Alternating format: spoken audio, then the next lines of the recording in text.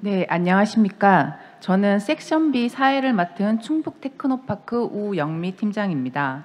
오늘 뜻깊은 행사에 참석해 주신 여러분께 진심으로 감사의 말씀을 드립니다. 국내 유일의 2차 전지 소부장 특화단지이자 국가첨단전략산업 특화단지로 지정된 충북에서 개최되는 2차 전지 전문 국제 컨퍼런스인 배터리 인사이트 컨퍼런스 2025는 초격차 기술의 도약, 미래를 충전하다라는 주제로 진행되고 있습니다. 특히 이번 컨퍼런스는 2차 전지에 관심 있는 누구나 공간의 제약 없이 참여할 수 있도록 온라인으로 실시간 중계도 함께 진행되고 있습니다. 컨퍼런스 공식 홈페이지인 배터리 인사이트 컨퍼런스.com으로 접속하셔서 함께 참여해 주시기를 부탁드립니다. 아울러 섹션 B에서는 AI 동시 통역 서비스를 제공합니다. 현장에 계신 분들은 테이블 및 앞쪽 화면에 있는 이용 가이드에 따라 QR코드를 스캔하셔서 원하시는 언어를 선택하실 수 있습니다. 한국어와 일본어 통역은 리시버를 통해서도 제공됩니다. 한국어는 1번, 일본어는 2번 채널을 통해 수신 가능합니다.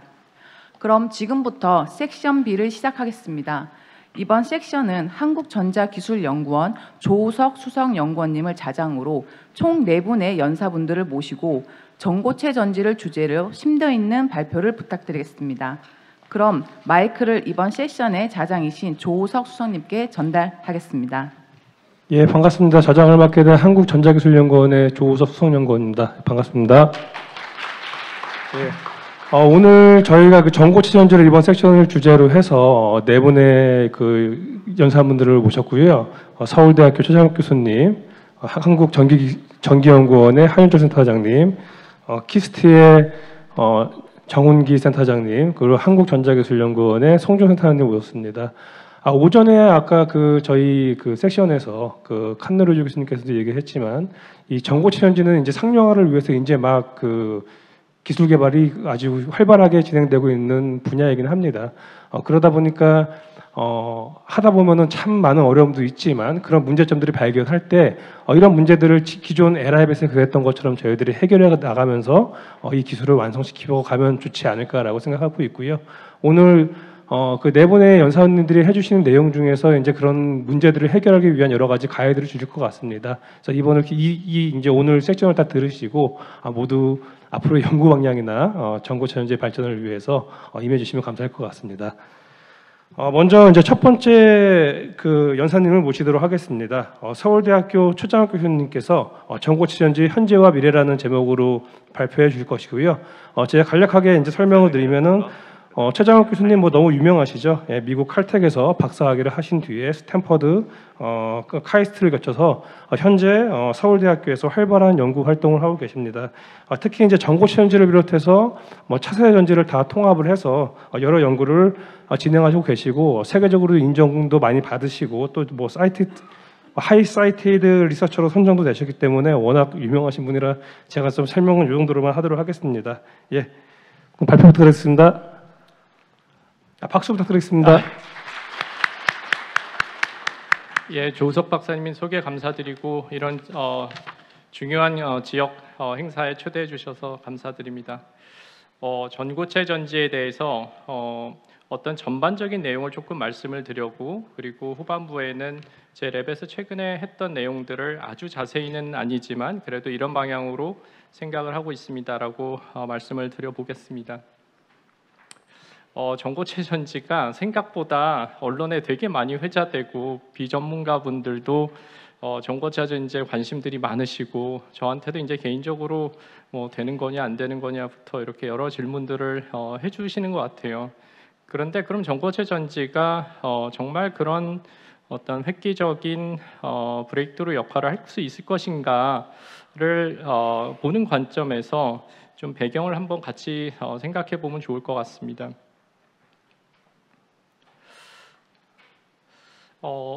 처음에는 당연히 이제 기존 리튬이온 전지가 초기 시장에 아무래도 품질이 완벽할 수는 없기 때문에 중간중간에 이제 발화 문제들이 생기게 되고 이게 내연기관 대비 통계적으로 그 수치가 분명히 적음에도 불구하고 좀 과하게 반응을 더 하게 되는 것 같습니다. 또 자극적인 기사들도 나오고 또 그런 것들이 더 사람들의 마음속에 좀 이렇게 잔잔하게 맺혀 있는 것 같아요. 그에 대비 이제 전고체 전지는 이런 발화 문제를 그래도 훨씬 더 근본적으로 어프로치할 수 있다. 이런 게 조금 전고체 전지 어떤 밸류를 받쳐주는 것 같고요.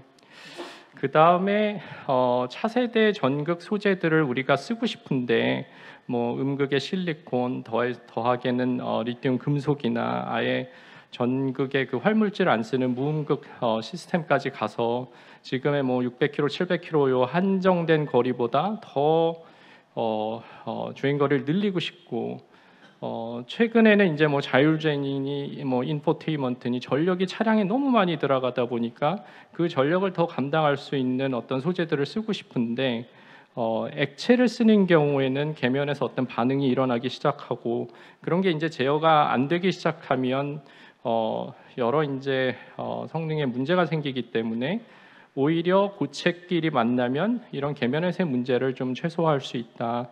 이런 에너지 밀도 관점에서도 차세대 소재를 채용할 수 있는 장점들이 부각이 되는 것 같습니다.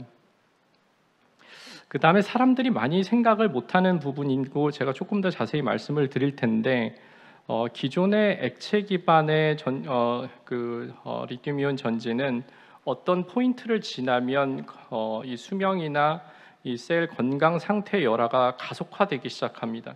그래서 그 포인트를 넘어가면 사실은 이제 걷잡을 수 없는 상황들이 생기게 되고 물론 그게 이제 품질 이슈와 결합이 됐을 때 더 큰 문제적인 상황이 되는데 전고체 전지는 열화가 훨씬 더 인크리먼털하게 진행이 돼서 이런 것도 열화를 대응하거나 예측하거나 하는 관점에서 어떻게 보면 BMS 같은 소프트웨어 관점에서도 더 대응이 용이할 수 있습니다.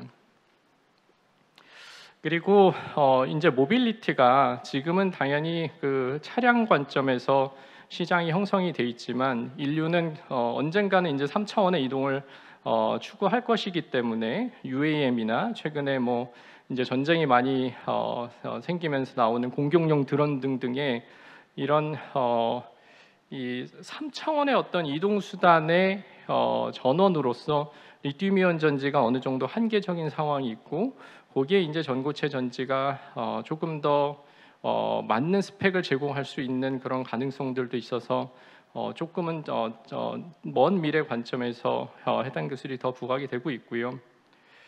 근데 물론 이런 그 포텐셜이 있지만 이제 현실에서는 이게 정말 경제성 있게 양산이 될 것인가?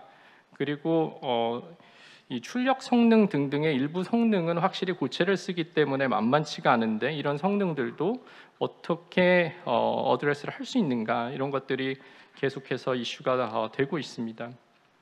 그래서 발화 관점에서는 많은 분들 보셨을 것 같은데 점화가 되기 위해서는 여기 보시는 세 가지의 그런 포인트들이 다 충족이 돼야 되고 요 사실 세 개 중에 하나만 없어도 이제 불이 나진 않습니다. 근데 다 최적화가 되다 보니까 현재는 이제 가연성의 액체를 가지고 최적화가 돼 있고 이제는 뭐 너무나 많은 길을 왔기 때문에 이제 비가연성 액체로 새로 기술을 개발하는 건 불가능한 시점이 됐습니다. 그런 관점에서 기존의 이제 액체 기반의 리튬이온 전지는 양 전극 사이에 이제 액체 전해액이 있어서 리튬이온이 왔다 갔다 하면서 충방전이 되고요.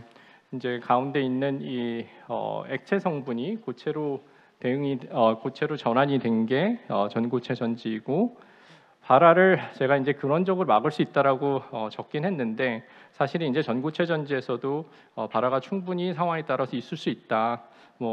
지연은 될 수 있다. 이 정도의 지금은 컨센서스가 성립이 돼 있는 것 같습니다. 그리고 아까 말씀드린 것처럼 리튬 금속 전극 등의 새로운 차세대 비용량이 지금보다 훨씬 큰 소재들을 써서 에너지 밀도를 높일 수 있다. 이런 포텐셜이 있는 것 같고요. 아까도 이제 잠시 말씀을 드렸는데 배터리 셀이 처음부터 용량을 발현을 하면서 예, 당연히 이제 셀은 열화하기 마련인데 일반적으로 이렇게 리니어하게 열화하지 않고 이렇게 아래로 볼록 커브를 만들거나 위로 볼록 커브를 만들면서 셀은 열화하게 돼 있습니다. 지금의 이제 생산돼서 나오는 셀은 워낙 품질이 좋기 때문에 그 대부분 이제 일자로 이렇게 보이지만 자세히 그 프로파일들을 보면 요 두 개의 프로파일 중에 하나를 따르게 되고 셀의 관리 관점에서 보면은 처음에는 좀 빨리 떨어지지만 계속해서 이렇게 세츄레이션 되는 경우가 이렇게 위로 볼록하는 경우보다 관리 측면에서 좋고 최근에 이제 이슈가 계속되고 있는 재활용 시장에서도 재사용 등등의 품질 보증의 관점에서도 훨씬 더 유리한 관점이 있습니다. 그래서 특히 여기서 보이는 급속히 떨어지는 이런 니 포인트가 존재하는데 니 포인트 이전에 예를 들어서 재사용을 시도를 했다가 니 포인트를 지나서 품질 관리가 안 되면 사실은 여러 기책 사유들 등이 있을 수 있어서 사업적으로도 만만치 않은 문제점이 될 수 있습니다. 이런 관점에서 보면 기존의 이제 리튬이온 전지는 셀이 잘 가다가도 이 니 포인트를 지나면 이제 급속도로 셀이 죽을 수가 있고요. 근데 반면에 이제 전고체 전지는 사이클이 계속 가고 이제 500 사이클 이후에서도 계속 가는데 이게 니 포인트가 대부분 잘 존재하지 않습니다. 그래서 니 포인트가 존재하는 것은 어떤 문제적인 상황이 있을 때 액체는 계속해서 스며들면서 그 반응이 증폭이 되기 때문에 발생하는 과정이고, 반면에 이제 고체는 그런 그 흐름성이 없기 때문에 어떤 특정 로컬한 부분에 문제가 있더라도 그게 증폭이 훨씬 덜 되는 상황으로 이해를 할 수 있고, 말씀드린 것처럼 이런 것들이 전고체 전지가 재사용 시에 품질을 보증하는데 조금 유리한 면을 제공할 수도 있다. 그리고 BMS의 어떤 신뢰도를 확보하는데도 전고체 전지가 더 유리할 수 있다라고 생각해 볼 수 있습니다. 이 차세대 전지 관련된 스타트업들이 뭐 국내도 많고 전 세계에도 되게 많은 숫자가 있었습니다. 그리고 현재도 있고요. 근데 대부분 이제 사업적으로 큰 성공을 못하는 경우가 많았던 것 같아요. 그래서 기존의 뭐 셀 업체들도 이런 새로운 기술에 투자를 하지만 뭐 완성체 업체 같이 셀 기술에 다소 그 당장 어떤 플레이어로 기능을 못하지만 어떤 미래를 대비하는 관점에서 투자를 했던 것 같고요. 근데 그럼에도 불구하고 아쉽게도 현재는 정말 시장에 나와서 좀 번듯하게 성공한 스타트업들은 거의 없는 것 같습니다. 그러니까 대부분의 어떤 소재나 셀 수준에서의 어떤 창의적인 아이디어가 있는 건 맞는데 배터리 기술이 실제 시장에 나오기 위해서는 공정성이 있어야 되고 이게 또 경제성까지 확보가 돼야 되는데 그런 것들이 다 잘 안 맞춰져서 그런 것으로 이해를 할 수 있고요. 마지막 줄에 적은 건 제 개인적인 생각인데 여전히 이런 창의적인 생각들을 반영을 하고, 그러니까 기존의 신구의 어떤 조화가 필요한데 기존의 이제 셀 메이커들이 이런 창의적인 어떤 소재 기술을 잘 채용해서 결합하는 게 어떤 가장 이상적인 모델이 아닐까. 물론 현실에서는 여러 제약들이 있긴 한 것 같은데요,라고 생각을 해봤습니다. 전고체 전지는 뭐 오전에 칸도 교수님도 설명을 잘 해주셨지만 뭐 설파이드, 옥사이드, 폴리머 등등이 있고 각각의 이제 장단점이 있는데 아무래도 전해질의 가장 기본적인 역할은 이온 전도도가 확보가 돼야 되기 때문에 그런 관점에서는 황화물이 지금은 대세의 어떤 트렌드를 가고 있는 것 같고요. 그럼에도 불구하고 황화물 자체도 문제가 많기 때문에 이게 대세의 어떤 흐름을 타고는 있지만 어떻게 진짜 성공적인 상용화가 될지에 대해서는 여러 가지 컨선이 있는 것 같습니다. 가장 이제 심플하게는 이게 대기 불안정하기 때문에 뭐 아무리 드라이룸에서 관리를 잘 한다 하더라도 정말 큰 스케일의 어떤 양산을 했을 때 통계적으로 좀 그 괜찮은 품질을 확보할 수 있을지가 계속해서 좀 컨선으로 남아 있는 것 같고요. 이 전고체 전지가 에너지 밀도 차원에서도 어떤 장점을 가질 수 있기 때문에 기존의 성능하고 비슷한데 이렇게 투자를 해서 근데 에너지 밀도 비슷하다. 이 정도로는 모티베이션이 약할 수밖에 없는 것 같고요. 그래서 기존의 이제 음극 소재 대신에 이제 리튬 금속을 쓰든지 아니면 아예 이제 전극의 활물질을 포함하지 않는 이 무음극 시스템을 사람들은 계속해서 R&D 투자를 하고 있습니다. 그래서 리튬 금속을 쓰면 금속 자체의 어떤 그 에너지 그러니까 비용량이 높은 것도 장점이 될 수가 있고요.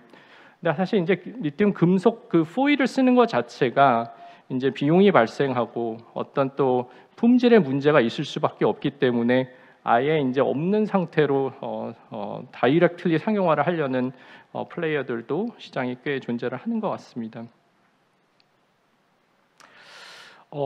이제 전고체 전지가 이제 일본의 여러 연구 기관에서 이제 논문 수준의 연구로 많이 나오다가 이제 많은 분들 아시는 것처럼 20년에 삼성 기술원에서 이 해당 논문을 보고를 하고 사람들의 어떤 관심이 확실히 좀 많아진 것 같습니다.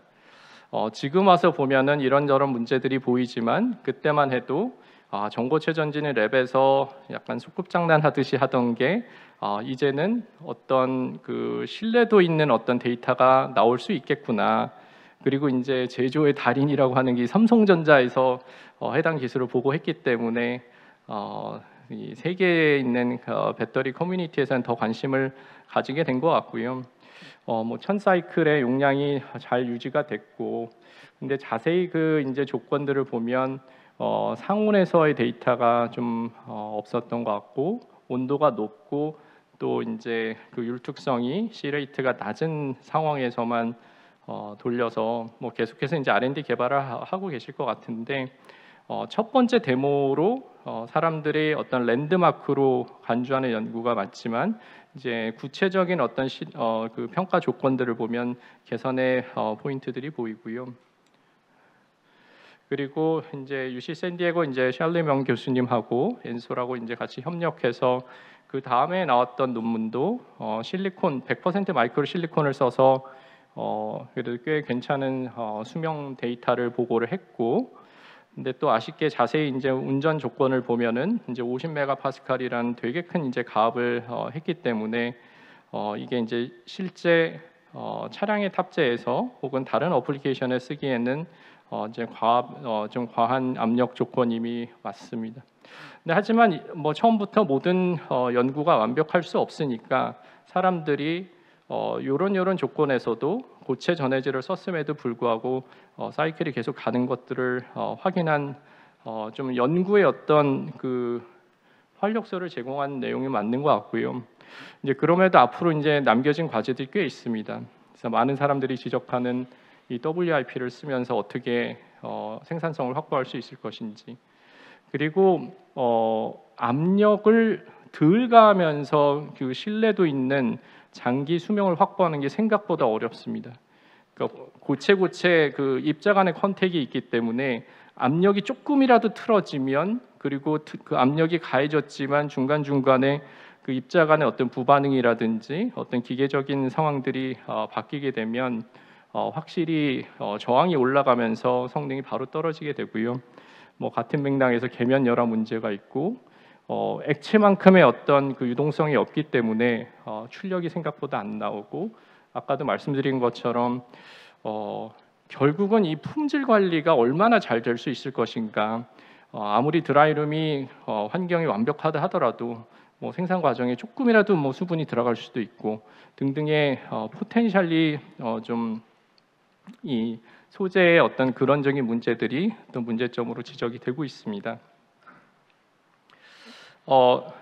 전극 그러니까 이 구동 중에 이제 공극이 발생하는 거를 이제 제 랩에서 기초연구원 데이터를 그냥 예시적으로 한번 가져와 봤는데요. 그래서 왼편에 보시는 것처럼 어느 정도 충방전이 진행이 된 다음에 이제 그 이미징을 3차원으로 해서 엑스레이 토모 이미징을 해서 보면은 중간에 이렇게 좀 이렇게 색깔이 다르게 나타나는 것처럼 빈 공극들이 확인이 되고요. 이런 게 압력을 아주 세게 가하면서 하면은 안 보이지만 압력을 조금씩 내리면서 하면은 확실히 더 두드러지게 나타납니다. 그리고 양극 소재의 경우에는 양극에는 이 기존의 액체셀과 다르게 또 여기 안에도 고체 전해질을 같이 포함해 줘야 됩니다. 그 활물질 사이의 어떤 빈 공극에 또 리튬 이온이 전달이 돼야 되기 때문에 그렇고, 여기 이제 중간중간에 보시는 것처럼 이런 이 빨간색의 표시가 사실은 이제 P는 고체 전해질에서 왔고 O는 이제 양극 활물질에서 와서 양극 활물질과 고체 전해질 사이의 어떤 부반응으로 중간에 이제 생기는 그런 부반응층이라고 할 수 있고, 이런 게 쉽게 잘 제어가 안 되고 결국은 또 저항을 높여서 또 성능을 열화시키는 그런 문제점이 될 수 있습니다. 아까도 말씀드렸던 이제 WRP 공정인데요. 입자 간의 어떤 친밀도를 확보하려면 처음에 이렇게 한번 세게 눌러주고 하는 개념입니다. 근데 이게 워낙 그 입자 간의, 그러니까 마이크로스코픽한 영역에서의 그 친밀도를 확보해야 되다 보니까 이렇게 작은 체인버 안에 되게 큰 압력을 가해서 지금은 그 가압을 하고 있는 상태고요. 결국은 이게 뭐 분당 얼마 생산하냐 이런 걸로 다 대량 생산에서는 마진이 결정이 되기 때문에 연속 공정화 돼야 될 것 같고, 그러니까 이거를 이제 연속 공정하기 위한 여러 뭐 롤투롤 프로세스 등을 여러 기관들이 개발하고 있는 것으로 알고 있는데, 특히 적층이 많이 됐을 때도 정말 적층된 전체 전극에 균일하게 압력이 가하는 기술이 연속적인 어떤 롤링으로 가능할지에 대해서는 아직도 좀 고민이 필요한 상황으로 생각하고 있습니다. 제 개인 연구 마지막으로 조금 더 말씀을 드리고 발표를 마치도록 하겠습니다. 아까 이제 삼성전자 20년 논문에서 무음극으로 그 셀을 돌렸던 내용들이 있는데, 어떻게 하면 더 신뢰도 있고 그다음에 저압의 어떤 상온 조건에서 셀을 돌릴 수 있을지에 대한 이제 고민을 했던 상황이고요. 그 아무래도 그 삼성전자의 논문이 레퍼런스가 되는 상황이기 때문에 그런 상황에서 어떻게 좀 더 개선을 할 수 있을지에 대한 고민의 포인트들이 꽤 있습니다. 그래서 첫 번째 내용은 기존의 실버 한 종류의 어떤 시드가 있는 것 대비 시드를 여러 종류로 썼을 때 키네틱스가 어떻게 좋아져서 이게 셀 어떤 평가 조건에 기여를 할 수 있을까에 대한 내용인데, 아까도 이제 말씀드린 것처럼 무음극의 경우에는 계속 이제 충방전을 하다 보면 결국은 이제 중간에 전해질층과 이 전극층이 이렇게 굼뜨게 되면서 이제 보이드가 형성이 되고 이제 저항이 올라가는 문제가 있는데, 만약에 실버 하나를 쓰는 것 대신에 저희 같은 경우는 이제 실버하고 여기 보시는 것처럼 이제 징크 옥사이드 시드를 두 종류를 썼습니다. 뭐 하나나 두 개나 그게 그거냐고 생각할 수 있지만, 사실 이제 하나보다는 두 개가 있을 때 반응이 더 넓은 범위의 전압에서 발생을 할 수 있고, 이게 더 키네틱스를 유리하게 할 수 있고, 키네틱스가 좋아진다는 것은 전 탈착할 때 균일도를 높일 수 있고 계면에서의 어떤 그 유연성까지도 확보할 수 있는 이제 장점을 제공할 수 있습니다. 그래서 실제로 이 GITT로 확산도를 재보면 징크 옥사이드나 이제 실버는 저희가 이쪽에만 있는데 대비 확실히 이제 확산도가 올라가서 훨씬 더 공격적으로 리튬 이온, 그러니까 리튬이 전착이 될 수 있고 계면의 어떤 상황을 이렇게 임피던스를 봐도 확실히 더 균일하게 사이클 도중에 유지가 되는 것을 확인할 수 있었고요. 실제로 이제 사이클을 돌려봐도 이제 상온에서의 구동도 되고, 저희가 이제 학교다 보니까 이 WRP 쓰는 게 조금 제약이 있어서 이제 압력 조건에 대해서는 약간 이제 코릴레이션이 안 맞는 경우들이 있는데, 여전히 기존 대비 압력을 낮췄을 때 이런 시드가 여러 개 있는 것은 확실히 유효한 전략이라는 것을 생각하게 됐고요. 그 다음에 항상 전극에 소량이 들어가지만 중요한 역할을 하는 게 이제 바인더입니다. 근데 전고체 전지용 바인더가 생각보다 이렇게 챔피언 바인더가 디파인이 잘 안 돼 있습니다.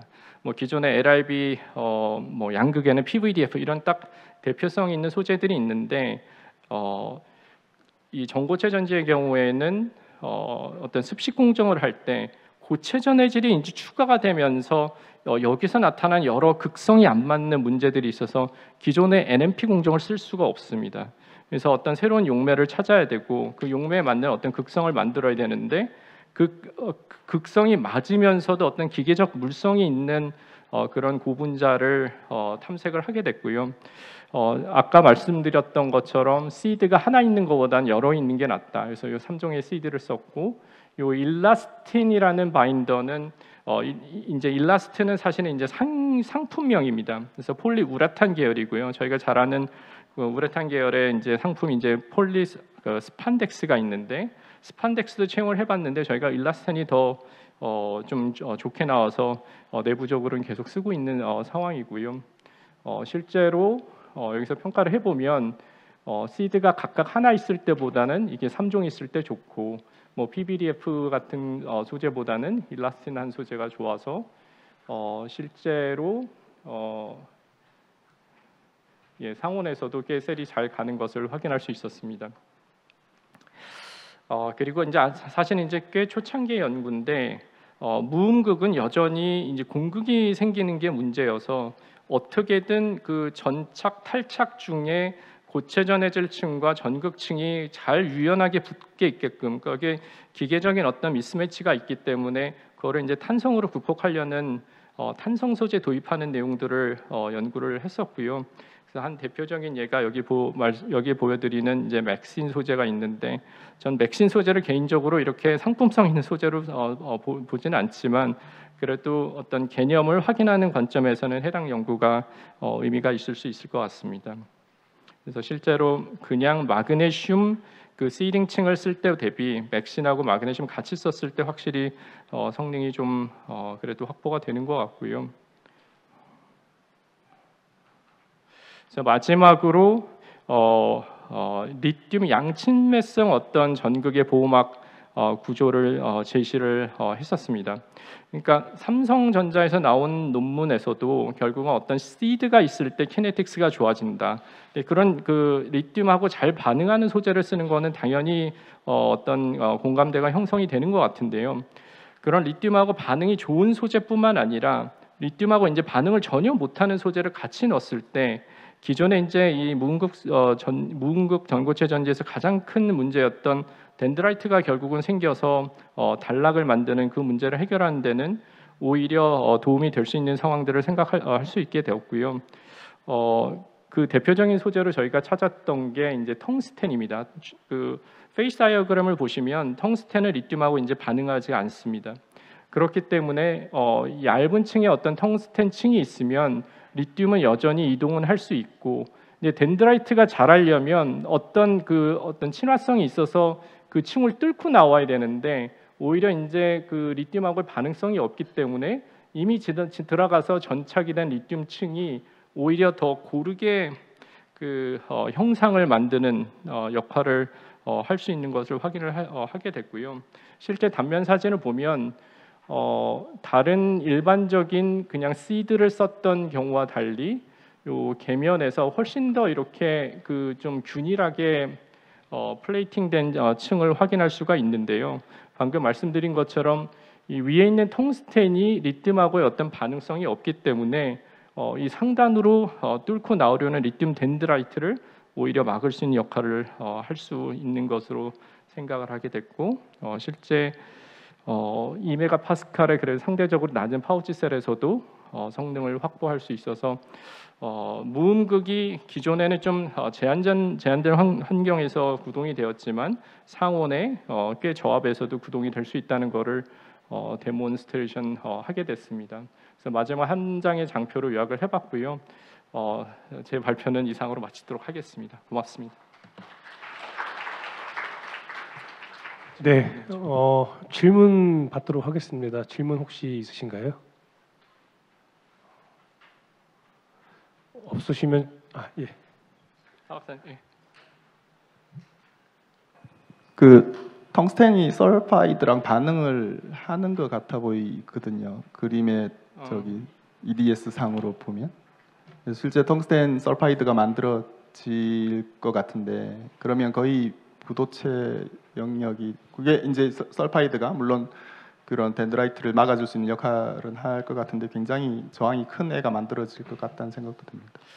그러니까 사실은 텅스텐도 그러니까 설파이드하고 반응을 하든 안 하든 그거 자체가 좀 저항 성분이긴 맞습니다. 근데 이제 두께를 좀 얇게 만들어서 여전히 이제 리튬 이온 전도도가 되면은 성능을 구현하는 데는 문제가 없었긴 했습니다. 네, 그런 것들은 시그널로 잡히긴 하는 것 같습니다. 예, 저 시간상 발표는 여기까지 듣도록 하였고요. 좋은 강연 해주신 최정혁 교수님께 다시 한번 큰 박수 부탁드리겠습니다. 이어서 두 번째 발표를 소개드리겠습니다. 다음 연사는 방금 질문을 해주신 한국전기연구원의 하윤철 센터장님입니다. 하윤철 센터장님은 서울대학교에서 박사 학위를 받으시고요. 그 다음에 이제 듀크대학교에서 박사 후 연구원으로 재직하셨습니다. 한국전기연구원에서는 한 20년 넘게 배터리 소재, 특히 음극이라든가 최근에는 전고체정지용 고체전해질과 음극 소재에 대해서 많은 활발한 연구를 해주시고 계시고요. 그 성과로 뭐 과학기술 포장, 발명의 날 유공자 표창 등 많은 상을 수상하셨습니다. 오늘은 화합물 기반 전고체 리튬 배터리용 음극 소재의 최근 발전에 대한 주제를 가지고 발표를 해주시겠습니다. 큰 박수 부탁드리겠습니다. 네, 반갑습니다. AI 작품이죠. 이 번역이 이렇게 나왔습니다. 제가 영어로 써서 보냈는데 AI 번역을 했더니 리스트 어드밴스드가 최근 발전 이렇게 번역이 되어 있습니다. 좋은 거죠. 통역할 때 아마 AI가 통역한다고 그런 것 같은데 아마 잘 안 될 수도 있을 것 같긴 합니다. 오전에 이제 LG에서 리튬이온 전지를 1992년도에 처음 시작하셨다라고 하셨고, 저희도 전기연구원도 물론 91년도에 소니가 LIB를 만들면서 전기연구원의 첫 프로젝트도 1992년도에 시작이 됐습니다. 리튬 폴리머 전지를 시작을 했고, 그렇게 전기연구원이 좀 잘 나가다가 이제 지역적인 한계와 캐티의 부상과 뭐 요즘은 청주시의 부상, 이 덕분에 이제 시골에 있는 작은 연구소가 되어 간다는 느낌도 많이 듭니다. 저희가 황화물을 연구하게 된 계기도 오늘 오전에 이제 칸누 교수님께서 발표를 하셨지만 2011년에 네이처 머티리얼스 논문이 나왔잖아요. 그 LGPS. 그 논문이 나오고 바로 2012년도에 저희 내부 프로젝트를 시작을 합니다. 재연 해보자. 재연이 됐을까요? 안 됐죠. 무려 6년 동안 헛짓거리만 하다가 포기했습니다. LGPS 재연 안 된다. 제가 그래서 논문을 믿지 않습니다. 하여튼 그렇고요. 저희 연구소는 여기 창원이 본원이고요. 저희 원래 임무 미션에 따른 조직이 있고, 여기는 이제 전략 기술에 따라서 새로 만들어진 연구단이 있습니다. 저희 제일 아래쪽에 배터리 연구단이 있고 2개의 센터가 있습니다. 저는 여기 차세대 전지 센터를 맡고 있고요. 그래서 제가 2016년도에 연구부서로 다시 복귀를 하고 미국 갔다가 전략실 2년 갔다가 복귀를 해서 처음 황화물을 봤는데요. LGPS 재현 안 된다. 그리고 제가 이제 시도했던 게 LGPS 버리고 그러면 글래스 세라믹을 해보자라고 해서 도요타에 있는 다른 LGPS 형태가 있습니다. 글래스 세라믹 형태가 있고요. 걔를 도요타 특허 가지고 이제 재현을 시작했는데 완벽하게 재현이 됐습니다. 그 첫 번째 논문이 2018년도에 2편이 나왔고요. 그리고 이제 저희 팀들도 이제 실력들이 이제 좀 올라가고 해서 뭐 그래피티 할로우 카본, 이제 탄소가 되게 이슈가 됩니다. 황화물 전해질에서는 탄소가 부반응을 굉장히 많이 일으키거든요. 그렇지만 저희가 이 탄소를 고온에서 열 처리해서 작용기를 날려버리면 이렇게 그래피티 할로우 카본이 만들어지고 이런 애들로 쓰면 부반응이 확 줄어든다. 이런 내용들도 발표를 했었고, 이후에는 이제 아지로다이트가 핫해졌죠. 우리나라에서 삼성이 논문을 이제 2020년도에 나오면서 아지로다이트를 전부 다 합성을 해라. 이 미션이 이제 산업적으로도 떨어지고 저희 연구소도 아지로다이트를 해야 된다라고 해서 계속해서 이제 아지로다이트 합성하는 연구 쪽으로 쭉 하다가 전해질 쪽 논문이 많죠. 그리고 양극, 최근에 이제 전지 만드는 과제를 쭉 하면서 지금은 양극, 음극, 셀 쪽으로 집중하고 있습니다. 오늘은 요 논문 내용이랑 어제 게재된 요 내용이랑, 요거는 지금 아마 발표 자료에는 없을 텐데 요 내용이랑 두 개 정도를 설명을 드리고, 하이 투자 증권 2022년, 저는 이분이 정리한 걸 되게 좋아하거든요. 결국 우리 전고체 전지는 요런 전지가 되어야 될 것이고, 요런 전지가 되려면 음극에서는 이런 문제를 해결해야 되고, 양극에서는 이런 문제를 해결해야 되고, 전해질은 이런 문제, 그리고 특히 셀 공정에서는 이런저런 문제를 해결해야 된다라고 해서 하나씩 이제 저희가 요 문제들을 다 풀어가고 있습니다. 그 중에 요거 조금 말씀드리고 음극 쪽만 말씀드리고, 요거는 뭐 다음에 기회가 되면, 요것도 다음에 기회가 되면 말씀드리겠습니다. 오전에 이제 칸노 교수님께서 보여주신 장표랑 비슷한 건데요. 저희가 이제 이 황화물 시작했을 때 2011년 네이처 머티리얼 논문에 여기 12mg가 나온다는 이 소재를 합성해 보려고 부지하게 애를 썼습니다. 근데 안 나왔을 때 1mg, 2mg 내기도 너무 힘들었던 거죠. 그러던 차에 요 글래스 세라믹이라고 불리는 731 조성이 2017년도에 17mg라고 발표를 합니다. 그 전까지는 3이라고 발표를 했거든요. 차이는 뭘까요? 신터링이었어요. 신터링. 결국 고체 전해질을 신터링해서 완벽한 단결정처럼 만들어주면 이게 나온다라는 거를 저희도 몰랐고, 그게 언제 나왔냐면 2016년 네이처 에너지 논문에 또 두 개의 숫자가 나옵니다. 25는 신터링을 해서 나온 숫자고 14는 콜드 프레싱 해서 만든 거다. 그리고 2011년 논문도 신터링 한 거다라는 게 요때 얘기가 써져 있습니다. 서포팅에. 그리고 재작년에 사이언스에 32mg를 또 내셨잖아요. 이것도 다 신터링 한 겁니다. 근데 전지는 이렇게 고유 물성도 되게 중요하지만 사실 뭐 전지에 넣으려면 전해질에는 3마이크론 초미세먼지 사이즈죠. PM 2.5가 초미세먼지니까 초미세먼지 사이즈로 만들어야 됩니다. 그리고 전극에 넣으려면 1마이크론 이하로 만들어야 됩니다. 그러면 초미세먼지보다 더 작은 걸 만들어야 되는데 저런 덩어리들을 깨가지고 만들어야 되는 거죠.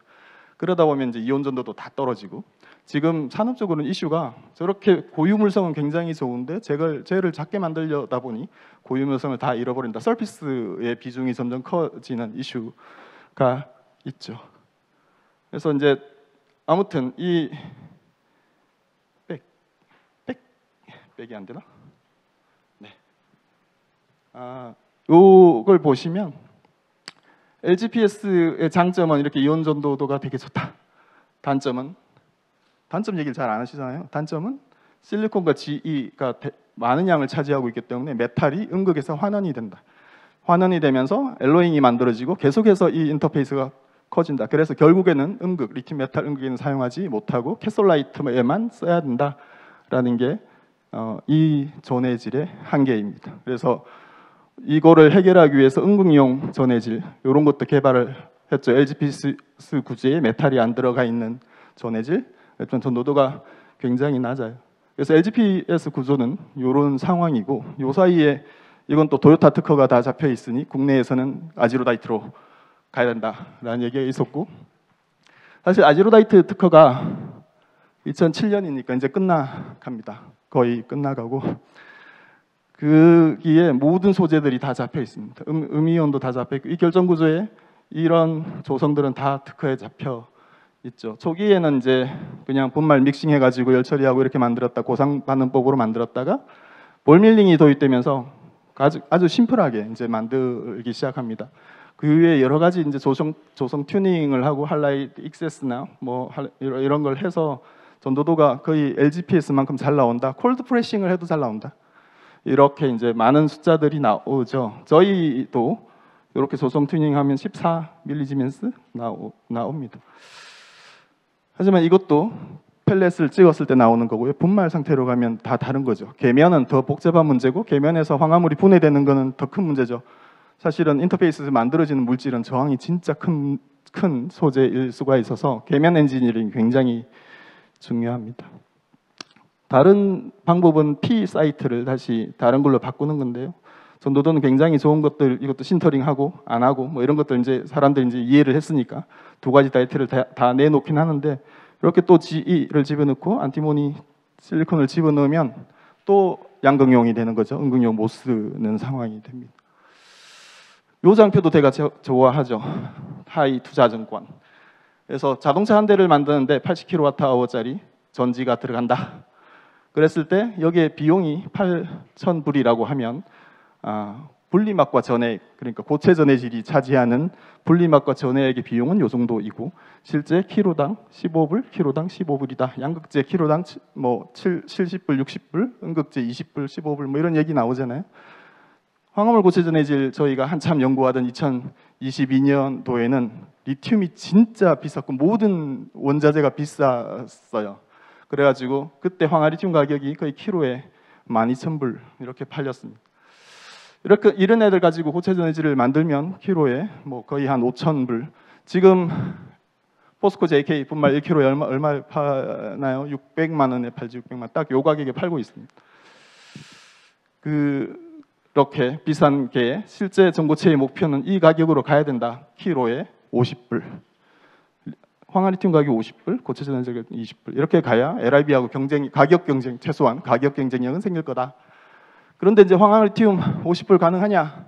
지금은 가능한 것 같습니다. LIBH 가격이 10분의 1 가격으로 떨어졌고 지금은 원료 가격으로는 가능하다. 그러나 문제는 이제 황화리튬이라는 게 굉장히 수분에 취약하고 유통과 보관 이게 굉장히 까다로운 겁니다. 대량 생산해서 한번 노출되어 버리면 그냥 이 비용들이 발생하는 거고 고체 전해질 가격도 아마 궁극적으로는 더 떨어뜨릴 수 있을 것이다. 근데 그건 이제 시장 상황에 따라 달라지는 거죠. 지금처럼 LI 리튬, 탄산리튬 가격이 거의 10분의 1로 떨어진다면, 유지가 된다면 이런 것들이 가능할 수 있다. 이게 사실은 저는 캐즘이 기회일 수도 있다고 생각합니다. 이제 소재 가격이 떨어지면, 원자재 가격이 떨어지면 뭔가 시도를 해볼 수 있는, 황화물 고체 전해질을 생산하는 것 자체가 굉장히 비용이 많이 들었기 때문에 시도 자체가 어려웠는데 이제 좀 해봐도 되지 않겠냐? 하지만 이제 황화리튬 업체들은 아직도 여전히 비싸게 팔고 있습니다. 좀 더 떨어지려면 시간이 필요할 것 같습니다. 합성법은 말씀드린 것처럼 고상반응법, 볼밀링, 그리고 액상반응법 이렇게 이제 좀 연구들이 많이 되었는데요. 사실 뭐 볼밀링, 특히 하이에너지 볼밀링, 랩에서 하는 거 있잖아요. 그거는 잘 만들어집니다. 그냥 막 돌리면 잘 만들어지고 열 처리하면 잘 만들어지죠. 산업용으로 가면 이제 문제가 됩니다. 산업용은 하이에너지 볼밀이 안 됩니다. 그래서 그 하이에너지 볼밀로 나오는 이온 전도도가 산업으로 넘어가면 아예 그 정도 값을 내기가 되게 힘들고요.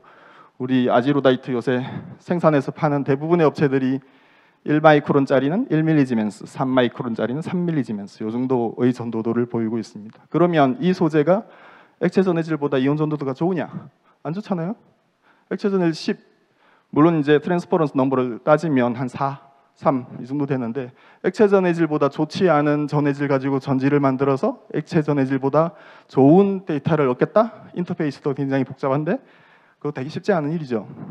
다행히도 전고체 전해질 온도를 이제 올릴 수도 있고 상온 특성은 뭐 LIB처럼 안 나와도 우리가 45도에서도 구동할 수 있고 60도에서 구동할 수 있다면 괜찮지 않겠냐.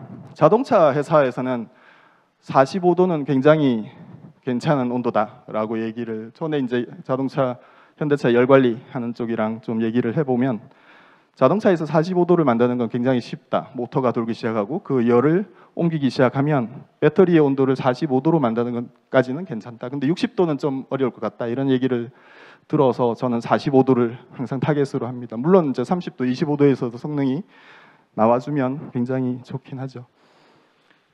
습식 합성법은 물론 일본에서 당연히 열심히 해서 초기 아이디어들 일본에서 나왔는데 이 그림은 이제 나잘 그룹에서 만들었던 그림이고요. 건식, 볼밀링 대비 습식이 더 스케일업을 하지 않겠느냐라고 했는데요. 기존의 스케일업 알려져 있던 방법은 대부분 이런 겁니다. Li3PS4에 3THF, THF 용액에서 Li2S랑 P2S8을 반응시키면 이런 솔트가 만들어진다는 게 잘 알려져 있었거든요. 진전물이. 걔네들을 에탄올 같은 데다 녹여서 건조하고 열 처리하면 이런 게 만들어진다. 이런 방식이 많이 알려져 있고 지금도 많이 쓰고 있는 방식입니다. 문제는 이제 두 개죠. 용매가 얘랑 섞이면 재활용이 어렵습니다. THF랑 에탄올은 섞어 놓으면 얘가 비점도 비슷하고 해서 재활용이 어렵죠. 그래서 이제 이걸 단일 용매로 할 방법이 없을까?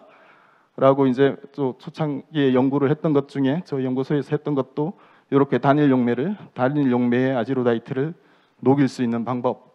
근데 여기도 이제 솔루빌라이저라는 게 들어가죠. 황입니다. 황을 과량으로 넣어주면 Li2S가 과량 녹아나고 P2S2도 녹아납니다. 그래서 다 녹여서 건조하면 되는데요. 트레이드 오프가 언제나 있는 거죠. 하나가 설퍼를 나중에 열 처리할 때 다 날려야 된다. 물론 날아갑니다. 날아가는 문제는 있지만 어쨌든 단일 용매에서 잘 만들어진다라는 정도. 그 다음에 제가 했던 거는 요건 한참 Li2S 가격이 비쌀 때 습식이든 건식이든 Li2S랑 Li2S 가격이 그 전체의 97%가 Li2S 가격입니다. 저 고체 전해질 가격이. 그래서 얘를 어떻게 만들어 볼까를 연구를 하다가 얘를 쓰지 않고 고체 전해질을 만들 수 있지 않을까라고 해서 2020년에 연구해서 2021년도에 기술 이전하고 2025년도에 이제 논문이 나온 리튬과 나프탈렌과 설퍼를 이용해서 전구체를 써서 이렇게 집어넣으면 원퍼스로 입자가 만들어진다. 공침이 일어난다. 그래서 Li2S를 쓰지 않고 솔벤트도 바꿀 필요 단일 용매이고 더구나 이게 있죠. 솔벤트를 대부분의 경우는 다 날려야 됩니다. 끓여야 되는 공정이지만 얘는 그냥 세퍼레이션만 해도 되는 공정을 했고 원료 가격은 그 당시에 가격으로 한 35불 키로에 이 정도. 저는 저 데이터를 잘 모르겠는데 저희 주저자였던 학생이 이걸 막 상하이 어디서 자료를 조사하더니 이걸 만들어 내긴 했습니다. 그 다음에 이제 음극재로 넘어가겠습니다. 리튬 메탈 얘기가 많은데요. 저는 기본적으로 메탈을 좀 어렵지 않을까라고 생각을 하는 것 중에 하나가 물론 이제 공정상에 이렇게 대면적화하고 하는 것도 힘들겠지만 실제 대면적 셀에 들어가면 지금도 하이레이트에서는 탭 주변에 전류가 집중을 합니다. 그러면 전류 집중이 어느 한 부분에 생기면 그 부분부터 리튬이 썩출을 할 거잖아요. 그럼 구조적인 변형이 생기게 마련입니다. 저는 리튬 메탈 안 된다고 보는 사람 중에 한 사람이고 로레이트에서는 가능하다. 그렇지만 결국 하이레이트에 대면적으로 가게 되면 전류 밀도의 불균형성이 생기고 리튬 석술의 불균형성 때문에 뭔가 이슈가 생길 거다라고 생각하고 있습니다. 하지만 전고체 전지는 꿈이 그래도 어느 전지에도 물론 뭐 리튬 황전지는 쓰고 있지만 쓰기 어려웠던 리튬 메탈을 쓸 수도 있지 않을까라는 기대감이 있었지만 실제 셀을 만들어 보면 오히려 LIB보다 더 덴드라이트 이슈가 심하게 쇼트가 더 잘 나는 이슈가 있습니다. 왜냐하면 이 고체 전해질이 분말로 만들어진 것이고 퍼펙트한 크리스탈이 아니기 때문에 계면이 존재하고 보이드가 존재하면 그 부분으로 가장 빠르게 침투를 하죠. 특히나 이제 전고체는 압력을 가할 수밖에 없고 물론 리튬 메탈을 쓰는 전지가 대부분 압력을 가해야 되지만 그게 이렇게 방전할 때 리튬이 녹아날 때 이렇게 보이드가 생기는 것을 일렉트로케미컬리 플로우가 생기면 보이드가 생기잖아요. 그걸 미케니컬리 플로우를 만들어서 그 보이드를 메꿔주는 일을 해야 됩니다. 최소 한 0.6, 1메가파스칼 이 정도의 압력이 걸려야 리튬의 메카니컬 플로우가 생겨서 저 계면을 만들어 주는 것 같습니다. 그런 논문들도 본 것 같은데요. 정확하게는 저희가 실험을 안 해봤지만 그런 메카니컬 플로우를 일으키기 위한 최소 가압 조건이 있습니다. 그래서 이렇게 그냥 뭐 이렇게 압력이 없으면 이렇게 보이들이 계면에 생기게 되는데요. 이거를 메카니컬 플로우로 계속 메꿔줘야 되는 거죠. 근데 이쪽에 보이드가 있으면 그쪽으로 오히려 더 밀어내는 특성이 있습니다. 음극 관련해서 이제 과거의 연구들을 보면 2016년에 칸너 교수님 논문은 두 가지 종류의 음극을 사용합니다. 하나는 LTO, 하나는 아까 보여드린 그 메탈이 안 들어가 있는 고체 전해질 LPS 두 가지를 쓰는데요. 그래서 이제 이 어마어마한 숫자를 보여주셨죠. 900C, 150C, 150C, 60C면 1분 충전입니다. 60C가 1분 충전이죠. 150C면 30초 충전인 거죠. 900C면 아예 슈퍼캡 성능입니다. 이런 걸 보여주셨죠. 백도에서는. 상온에서도 1.8C, 60C 뭐 이게 LTO를 음극으로 쓰면 가능하다. 근데 이제 고전압형으로 쓰면 어렵지 않겠느냐. 이게 이제 그라파이트 음극을 사용하는 경우에는 좀 어려웠던 데이터이고요. 최근에 나왔던 사이언스 논문도 음극은 인디움이었습니다. 음극이 문제인 거죠, 사실. 양극이 성능은 굉장히 좋은데 음극이 문제고, 여기도 보면 전해질이 양극에는 LGPS 새로 나온 걸 쓰셨지만 여기 전해질은 LPSI라는 걸 씁니다. LPSI는 글래스 세라믹입니다. LGPS 구조의 글래스 세라믹을 씁니다. 이렇게 이제 했던 거고, 그러면 이제 고용량 음극재를 쓰는 시도들도 많았는데, 리튬 메탈을 쓰게 되면 기본적으로 덴드라이트뿐만 아니라 메탈 자체가 부피 변화가 생기고 부풀었다가 수축하는 사이에 전해질이 다 크랙이 갑니다. 이건 많이 알려져 있는 사건입니다. 압력도 가해져 있는데 부피가 팽창하니 전해질의 응력이 전달이 되고 심지어 양극까지 전달이 됩니다. 거기에 들어있는 가장 리틀한 애들이 깨지기 시작합니다. 리튬 인디움을 썼을 때도 일종의 미케니컬 플로우가 같이 발생해서 인디움까지도 이렇게 계면을 따라 이동하는 현상들이 보였습니다. 저는 이거는 되게 좋은 아이디어라고 생각하는데, 아까 마그네슘 말씀하셨는데 삼성의 논문 딱 보는 순간 제가 생각했던 건 이건 솔리드 솔루션 현상이다, 고용 현상이다. 그러니까 실버가 리튬의 고용이 되는 페이즈 다이어그램 상에 그 부분이 있어야 이게 작동한다. 징크도 있습니다, 고용. 근데 저는 다 찾아봤는데 실버가 제일 크다고 생각했습니다. 근데 제가 페이즈 다이어그램 잘 읽을 줄 몰랐던 거죠. 마그네슘이 제일 큽니다, 고용 환경이. 마그네슘은 거의 엄청나게 많은 리튬을 고용을 하고 마그네슘 안에도 리튬이 고용이 엄청나게 잘 됩니다. 그래서 실제 이렇게 알로이를 깔잖아요. 리튬 보레이트를 깔아 놓으면 마그네슘만 아래쪽으로 흘러내립니다. 비스무스죠. 비스무스는 멈춰 있고 마그네슘만 흘러내리는 거죠. 그래서 리튬 메탈 안으로 마그네슘이 굉장히 빨리 녹아 들어간다, 소금물처럼. 이런 현상들이 있어야 삼성의 무음극이 작동한다. 이게 다시 방전할 때는 원래대로 돌아가는 게 아니라 아래쪽에 리튬 친화성 시드로 이제 형성이 되는 거죠. 이 논문도 굉장히 좋은 아이디어였다. 특히나 이제 비스무스는 전이가 높기 때문에 얘가 리시에이션 되어 있는 상태로 약간 믹스드 컨덕터 역할을 계속 할 수 있어서 굉장히 좋은 아이디어였다. 하지만 이제 여전히 리튬 메탈을 사용하는 거가 양산성이나 이런 측면에서는 조금 아쉬움이 있었고, 이거는 이제 실제 섞어서 이렇게 만들었잖아요, 카본 레이어 안에. 하지만 실제로 얘는 밑으로 내려가야 되는 애예요. 충전하고 나면 카본이 리튬을 먹고, 실버가 리튬을 합금화 만들고 난 다음에 석출을 하기 시작하면 리튬 메탈에 실버가 거꾸로 녹아 들어가야 되는 거죠. 그런 다음에 다시 방전하면 요 아래층에다가 시드가 만들어지고, 걔네들이 계속해서, 그러면 애초부터 밑에 깔면 되는 거 아니야? 실제로 깔아도 되는데 면으로 만들면 실버가 반응하지 않습니다. 그래서 와이어나 덧으로 만들면 반응을 합니다. 그 이후에 이제 리튬을 꼭 고집해야 되냐, 알로이도 괜찮지 않냐 라는 논문들이 나오기 시작했고, 실제 에너지 덴시티가 부피당으로 얘기를 하면 실제 얘네들이 리튬 메탈만큼 괜찮다, 무게당으로 따진다면 물론 손해가 있겠지만 그런 얘기들이 있었고요. 하지만 여전히 이런 애들이 보시면 이제 인디움이나 이런 애들은 디피시비티가 굉장히 좋지만 나머지 실리콘이나 틴, 고용량 음극들은 좀 좋지 않은 상황이죠. 요건 아까 앞에도 나왔잖아요. 퓨어 실리콘, 마이크로 실리콘을 이용한 거고요. 실제 요게 여기도 나오지만 원시 용량이 0.1C 용량의 40%밖에 되지 않습니다. 그래서 이제 사실 이게 다 실리콘 자체의 한계죠.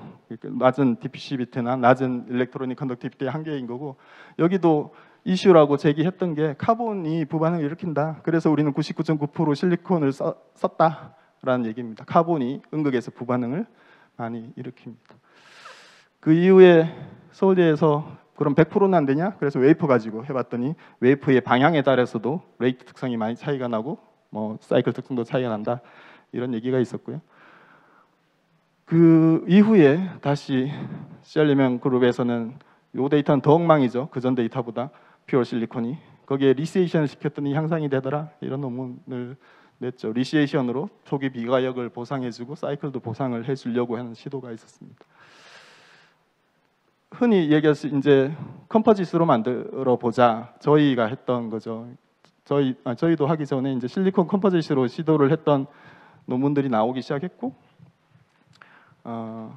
그거를 인시추하게 리시에이션 시키는 이런 가압셀 안에 집어넣고 인시추 리시에이션 시키는 시도, 그리고 저희는 이런 구조로 싱글월 CNT랑 마이크로 실리콘을 써서 해봤더니 어느 정도 나오긴 하는데 여전히 레이트 특성이나 외부 가압을, 특히 LOE 응극은 외부에서 압력을 어마무시하게 줘야 된다, 그런 이슈가 있었습니다. 틴에 대해서도 연구가 좀 있었고요.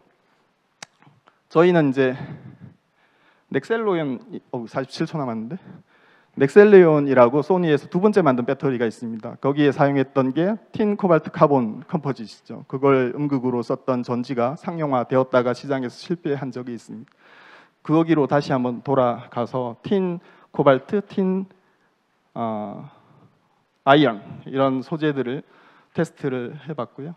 실제로 다양한 코발트나 틴이나 다 작동은 잘 하지만 코발트나 아이언이나 잘 작동했지만 아이언이 싸니까 그걸로 시작을 했고, 저희가 생각했던 건 뭐냐면 어떤 기계적 물성, 초기의 기계적 물성이 굉장히 중요하다. 틴이라고 물은 애들은 실제로 충방을 하다 보면 뭉쳐져서 얘가 이슈가 되고, 실리콘도 사실은 마찬가지입니다. 하지만 굉장히 좀 초기에는 딱딱하지만 충전하면 바스라지는 애들, 이런 애들을 사용을 한 거고요. 이런 특성들을 이용해서 실제 사이클이 증가해도, 물론 이제 충전하면 이제 팽창하겠지만 100사이클이 지나도 거의 전극의 두께가 변하지 않고 상온이나 50도, 뭐 뒤쪽에 보시면 실제 이제 이 메커니즘 어떻게 된다는 얘기들이 좀 있는데 시간이 없어서 넘어가겠습니다. 그래서 실제 저희가 이제 이런 파티클의 기계적 물성이 이런 특성에 영향을 많이 미친다라는 것들을 좀 분석을 했고요. 그렇게 해서 이렇게 리텐션 테스트도 했고, 결국은 이제 저희가 이때까지 나왔던 수많은 실리콘이나 이런 음극을 사용한 전지나 이런 가압셀에 비해서 가압셀에서는 거의 하이레이트에서도 높은 용량을 낼 수 있는 셀을 구현했고, 요게 한 점, 유일하게 한 점, 요게 이제 파우치셀에서 값을 구현을 했습니다. 하도 요새는 파우치셀 데이터 내놔라, 네이처든 주울이든 어디든 이제는 가압이라는 걸 굉장히 중요시합니다. 압력 얼마야? 파우치셀 데이터 내놔, 이런 얘기가 나오고요. 그 이후에 저희도 이제 리튬 메탈에 대해서도 좀 연구를 했는데요.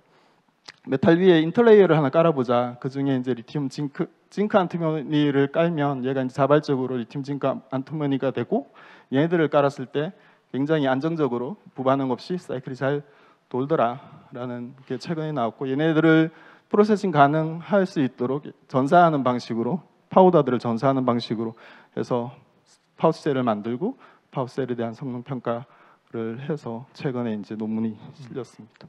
그 이후에 또 저희가 다른 소재들에 대해서도 하고 있고, 지금 틴만 올려도 그런 프로퍼티가 잘 나온다라는 것들을 투고해 놓은 상태입니다. 이게 이제 파우치셀 데이터입니다. 네, 이것으로 발표를 마치도록 하겠습니다. 시간이 다 됐네요. 감사합니다. 짧게 질문 하나 정도만 받겠습니다. 시간이 좀 저희가 오버돼서요. 없으시면 이제 쉬는 시간에 예. 네. 응급 일을 많이 하셨는데 네. 지금 개발하신 것 중에서 나 앞으로 인더 퓨처의 뭐 생산성이나 이런 걸 고려해 봤을 때, 양산성 이런 걸 봤을 때 어떤 응급 재료가 가장 유망하다고 생각하십니까? 저 히든 카드 여기 와 계신데요. 다음에 한번 저희 대주전자 재료랑 워킹을 하고 있는데 사실 실리콘으로 해보려고 하고 있습니다. 그러니까 실리콘이든 틴이든 저희가 이제 메탈 무음극 전부 다 볼륨 팽창이 너무 셀 레벨에서 볼륨 팽창이 심하잖아요. 그런 것들이 사실 외압이 갈려 있는 상태에서는 100% 전해질막이랑 양극까지도 영향을 미쳐서 사실 이제 크랙들이 많이 생긴다라는 보고가 많이 되었고, 결국은 부피 팽창이 없는 음극으로 가야 되지 않느냐. 무음극도 사실 그런 보이드 엔지니어링을 해서 부피 팽창이 없는 음극 극판, 물론 이제 내부적으로는 유티미 석수를 하기도 하고, 그건 이제 LIB에서도 다 그런 상상을 하잖아요. 스캐폴드 만들어서 그 안에 리튬이 석술하게 한 다음에 나가 구조적으로는 변화가 없는 음극, 그런 것들을 이제 상상하듯이 실리콘도 그런 실리콘, 구조적으로 충전이 되어도 부피 변화가 없는 실리콘, 이런 상상들을 하면서 저희가 진행해 볼 예정입니다. 신 데이터는 틴이 가장 좋잖아요. 이게 다 압력이 높습니다. 파우치 셀에서 10메가파스칼은 가해야 작동이 됩니다. 보통 이제 저희 무음극을 쓰면 2메가파스칼이면 작동이 다 되거든요. 삼성 거는 그거보다 낮으면 잘 안 되지만, 근데 저 틴이나 LOE 계열들은 그 정도에선 작동이 잘 안 됩니다. 그래서 이제 그게 볼륨 팽창이랑 계면의 이슈, 양극은 볼륨 팽창 별로 안 하지만 사실 계면 이슈가 생기고 크랙도 생기잖아요. 그거를 하기 위해서 2메가파스칼, 뭐 10메가파스칼 누르듯이 음극도 그 부피 팽창에 의해서 계면 벌어지는 문제, 알로이 같은 경우에는 그걸 해결하기 위한 방법을 좀 찾아야 될 것 같습니다. 네, 감사합니다. 예, 다시 한번 큰 박수 부탁드리겠습니다. 저희가 시간이 좀 오버가 돼서 일단은 2시 3시죠? 아, 죄송합니다. 저 3시 15분까지 휴게 시간 갖고 시작하도록 하겠습니다.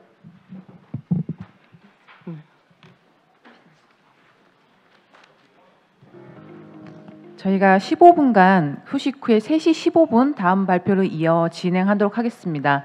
로비에서 커피와 다가가 제공되고 있으니 참가자분들이 자유롭게 이동하시면서 휴식 시간을 즐겨주시면 되겠습니다. 잠시 후에 뵙겠습니다.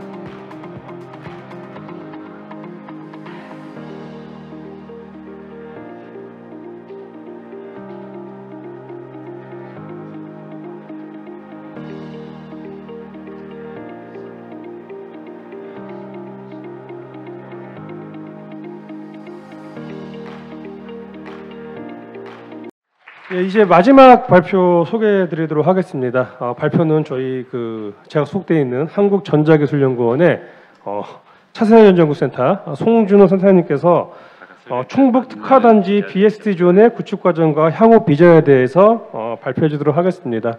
간략하게 송준호 센터장님은 서울대에서 박사학위를 하시고 2006년부터 저희 KT에서 근무를 시작했습니다. 그 전에도 이제 양극업체, 아마 국내 최초의 양극 소재 업체에서 그 소재 합성에 대한 이제 경력을 많이 쌓으셨고요. 오늘 좋은 말씀 잘 부탁드리겠습니다. 박수 부탁드리겠습니다. 네, 반갑습니다. 왜 전고체 세션에 이게 무슨 소리냐 하시겠지만, 이제 전고체 세션은 이제 현실적으로 끝난 거고요. 이 행사가 충북도와 청주시에서 주최를 하고 수행을 하고 있기 때문에 저희 충북도와 청주시가 준비하고 있고 현재 준비 중인 지금 인프라를 한 곳에 집적해서 운영을 하고 있습니다. 따라서 여기 계신 연구자분들이나 특히나 기업분들이 저희 충북도에서 구축한 인프라를 활용을 좀 하실 수 있도록 홍보하는 자리라고 봐주시면 감사하겠습니다. 저희 충북은 특화단지로 지정되어 있고요. 저는 한국전자기술원 차세전지연구센터이면서 충북 특화단지에 소재하고 있는 배터리 산업지원센터 센터장 송준호가 되겠습니다. 오늘은 저희가 구축한 집적화된 센터 BST 배터리 솔루션 테스트패드 존을 저희가 어떻게 구축을 하고 있고 향후 어떻게 운영해 나갈지에 대해서 25분이지만 그 기술적으로 많이 해주셨기 때문에 4시에 딱 끝나는 15분 정도로 간단하게 말씀을 드리도록 하겠습니다. 앞에서 계속 얘기 있으셨어요. 저희는 21년 2월에 소재품 장비 소배장 특화단지로 지정이 된과 동시에 23년 7월에는 국가 첨단 전력 특화단지로 지정이 됐습니다. 이런 지정이 발맞추어서 산업부, 특히 산업부에서 많은 지원을 해주셨고요. 거기에 지방비가 에딩이 돼서 지금의 이런 정도의 성과를 구축했다고 말씀드리겠습니다. 특화단지 추진 배경이야 하도 이제 일본 이슈로 했고 그다음에 중국의 공급망 이슈와 관련돼서 되게 중요하게 강조가 돼 왔고 유일하게 충청북도가 소부장 특화단지이면서 첨단 전략상 특화단지에 동시 지정된 유일한 사이트라는 걸 다시 한번 말씀드리고요. 이런 것들을 어떻게 잘 해보자라는 측면에서 인프라를 구축하고 있다라는 말씀을 드리겠습니다. 뭐 저희 아시다시피 충북도가 전체 배터리 생산, 판매, 수출 중에 가장 많은 포션을 저희들이 차지하고 있고 당연히 앵커 기업인 LG에너지솔루션과 더불어 에코프로 BM 등의 상당히 많은 전지사, 소제품 장비사가 밀집되어 있는 지역이라고 말씀드릴 수 있을 것 같습니다. 당연히 기업도 숫자적으로나 퍼센트로는 가장 많고요. 그래서 저희는 이러한 기업들을 포함해서 전국에 있는 배터리 기업을 대상으로 인프라 지원을 하고 있습니다. 다만 지방비가 들어갔기 때문에 내고의 여진이 있습니다만 충북도 소재, 특히나 이 특화단지 내에 소재된 기업이 저희 인프라를 활용해 주신다면 아주 특가로 모시고 있으니까 많은 활용 부탁드리고자 합니다. 일단 저희가 현재까지 구축됐고 향후 구축 예정인 것을 한 장으로 좀 보여드리겠습니다. 저희 부스에도 있지만 거기에는 모식도로 표현이 되어 있는데요. 저희가 지금 숫자적으로 최대 6개의 인프라를 구축 완료해서 운영 중이거나 향후 수년 이내에 운영을 하려고 준비를 하고 있습니다. 토탈 합쳐서 총 사업비 규모로 1,600억 원이 되어 있고요. 주관기관 기준으로는 같이 있는 저희 충북 테크노파크와 저희 한국전자기술연구원이 주도적으로 이 6개의 인프라를 구축 운영 중에 있다고 말씀드리겠습니다. 첫 번째로는 1번이 되겠죠. 21년부터 3년간 배터리 제조검증지원센터라고 해서 파우치 전지 기준으로 50A짜리 전지를 제조하는 지원할 수 있는 걸 구축했습니다. 최근에는 전기차용 배터리에 대한 성능 검증이 대세이기 때문에 거기에 필요한 소재 부품을 예전에 1A에서 5A짜리의 소형 전지에서 평가를 받았다면 지금은 50A에서도 그렇게 만들어서도 평가할 수 있는 인프라를 구축해서 운영 중에 있고요. 그 1년 뒤에 22년부터는 보통 이제 특히나 이제 화재 이슈가 있어서 어떤 배터리의 안전성을 어떻게 평가할 수 있느냐인데 아실 겁니다. 그런 장비들은 한자연 같은 데 꽤 있어요. 하지만 저희가 보는 관점은 일반 자동차급 말고 MV, 즉 마이크로 비이클이라고 해서 수에서 한 1-20kWh짜리의 전압으로 따진다면은 24, 48, 100V 언더짜리의 다양한 뭐 전기 자전거라든가 이스쿠터라든가 그런 쪽의 배터리의 안정성을 평가하는 센터를 구축해서 운영을 하고 있습니다. 그리고 저희 전자기술연구원 운영을 가장 큰 것이 지금 전체가 충북 배터리 산업지원센터이고 사업명으로는 2차전지 소재 부품 시험평가 테스트베드 구축입니다. 이거는 21년에 소부장 특화단지로 지정이 되고 배터리 분야의 인프라로 256억 원이 산업부로부터 지원을 받았고요. 지방비를 포함해서 445억 원짜리 초대형 인프라 사업을 22년부터 준비해서 작년 말 올해 초까지 완공을 했고 이게 지금 올 4월에 개소식을 했고 현재 활발히 수행을 하고 있습니다. 이게 지금까지 구축이 건물 기준으로 구축이 완료돼서 운영 중인 사업이 되겠고요. 그 다음에 지금 지도 보시면 아직 그 녹색으로 삼각형으로 되어 있는 지역이 작년부터 준비하고 있는 본 테마 조금 맞지만 전고체 전지용 차세대 소재 개발 및 제조 기반 구축이 되겠습니다. 저희는 분명 상용 배터리 쪽의 특화단지이고 소부장 특화단지이기는 하나 최근에 차세대 배터리용에 가장 필요한 핵심 부품인 리튬 금속이라든가 고체 전해질을 다룰 수 있는 인프라 환경을 구축함으로써 그쪽 분야에 진입하고 싶어 하시는 기업들에게도 연구개발이나 제품 개발의 장을 만들어 드리는 취지로 지금 232억 원 정도로 사업을 추진하고 있고요. 올해 안에 건물을 짓고 내년쯤이면 건물이 완공돼서 좀 수행을 하려고 하고 있습니다. 그 뒤에 간단하게 말씀드릴 거고요. 다섯 번째로는 최근에 상용 배터리의 핫한 이슈입니다. 결국 배터리 제조 기술도 중국을 이기기 위해서는 제조진흥화, 스마트 제조 이런 것들, 스마트 팩토리 이러한 같은 제조진흥화가 필요합니다. 그런 면에서 빅데이터라든가 AI라든가 디지털 트윈 기술과 우리 배터리 기술의 접목이 필요한 부분이고요. 그걸 위해서 빅데이터 기반 상용 배터리 공정고도화 플랫폼 구축 사업을 286억 원짜리를 한 달 전인가요? 이제 막 수주를 했습니다. 이것을 지금 28년까지 이제 하려고 하고 있고요. 기존의 충북 TP가 갖고 있는 50A짜리 파우치 전지 제조 라인에 각종 센서와 많은 데이터 취득을 통해서 가상화 공정을 그려놓고 거기에 대해서 소형 전지사들이나 장비 회사들의 업그레이드를 지원하는 것을 목적으로 하고 있습니다. 그리고 마지막으로 차세대 친환경 에너지 부품 공급망 강화를 위한 실증 기반 구축인데요. 이거는 저희가 지금 대부분의 인프라를 구축을 했지만 전지 제조 공정 중에서 건식 라인이 약간 부족한 부분이 있었습니다. 이런 부분을 돈을 한 총사비 143억을 추가로 들여서 이제 건식 제조 라인까지 추가적으로 즉 뭐 이제 믹서가 되겠죠. 그다음에 익스트루더, 그다음에 집전체랑 붙이는 등등의 공정 장비를 추가적으로 구축하는 걸로 되어 있습니다. 따라서 이렇게 보시면 지금 배터리 쪽에 있어서 하고 싶으신 모든 것들에 대한 것들을 한 공간에서 토탈리 서비스 받을 수 있도록 저희가 장비를 구축했다 또는 하고 있다는 말씀을 드리겠습니다. 관련돼서 간단하게 말씀드리면 첫 번째 1번 배터리 제조검증기능센터는 극판 조립 화성해서 총 115억 정도의 장비 구축을 통해서 50A짜리의 라인을 구축했고 대부분의 라인을 드라이룸안에서 운영할 수 있게 준비가 돼서 운영을 하고 있습니다.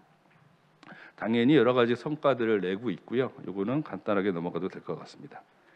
그다음에 마이크로 비이클 배터리 안정성 평가센터는 여러 가지 화재나 환경 안정성 등을 하고 있고요. 뭐 진동 시험기라든가 그런 식의 안정성 평가를 통해서 최종 배터리 제품에 대한 성능 안정성 평가를 지원해 드리고 있습니다.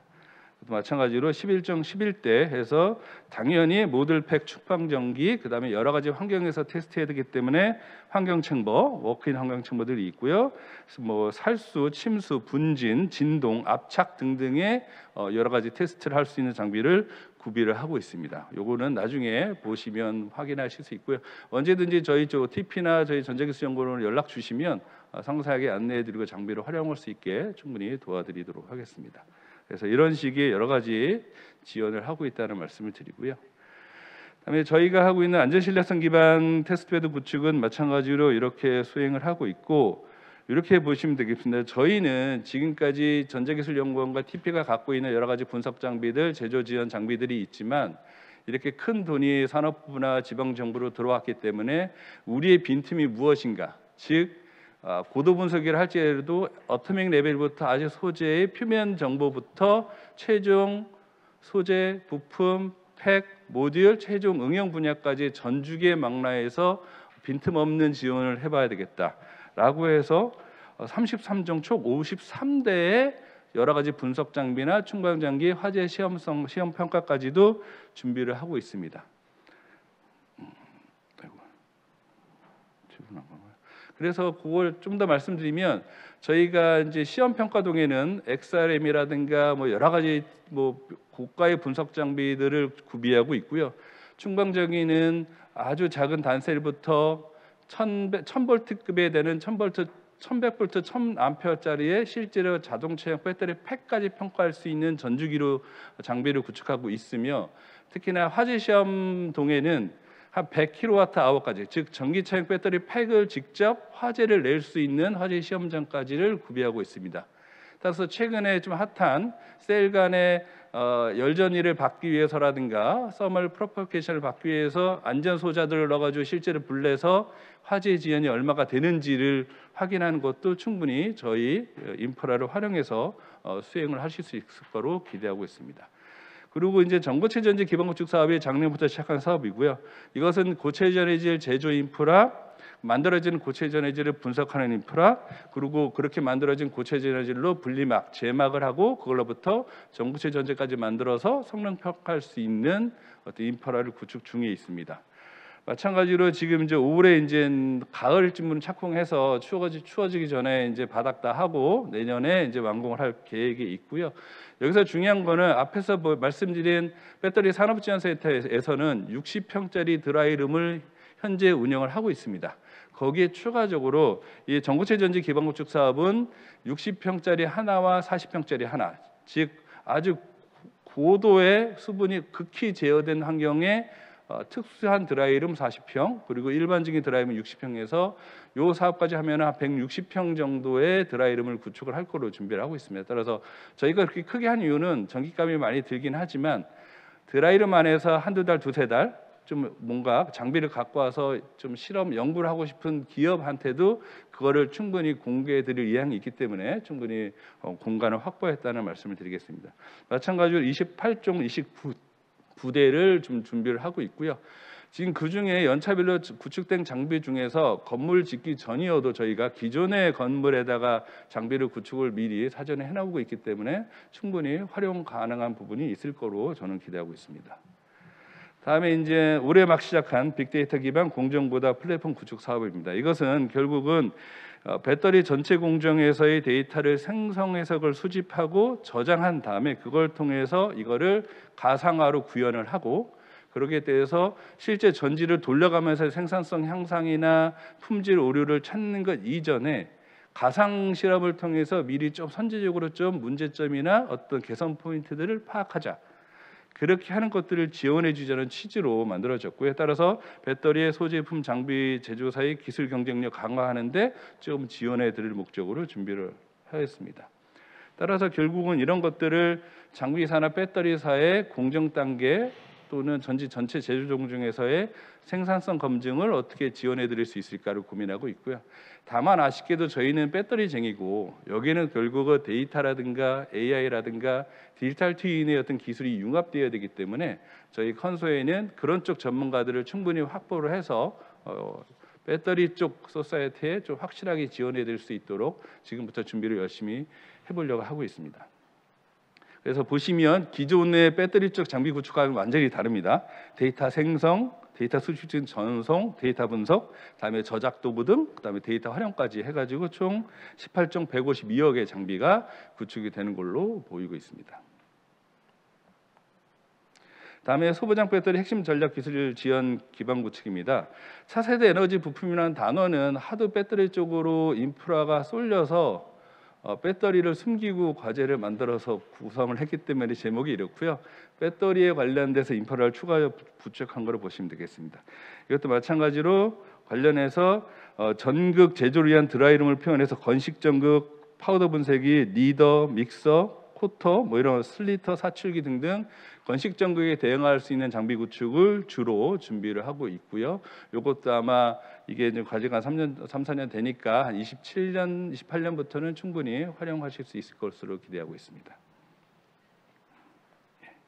이게 마지막 장표입니다.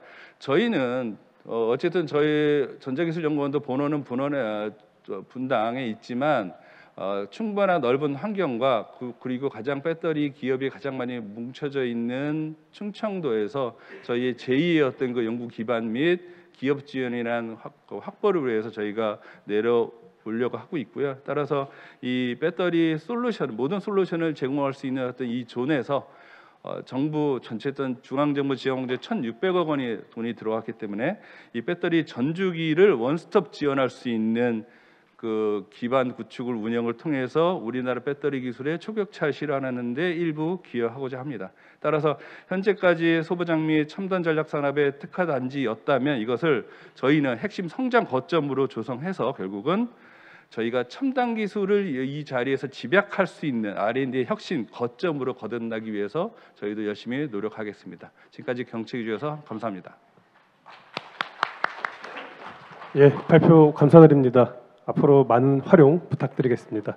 자, 마지막으로 이제 저희가 이제 그 패널 토론을 좀 진행하려고 합니다. 해서 전고체 전지에 대해서 오늘 많은 발표가 있었는데 이런 이제 여러분들이 궁금하신 점이나 이런 거를 같이 공유하고 질문할 수 있는 시간을 갖도록 하겠습니다. 먼저 오전에 발표해 주셨던 저기 우리 최정욱 교수님, 송준호 센터장님 어디 가셨지?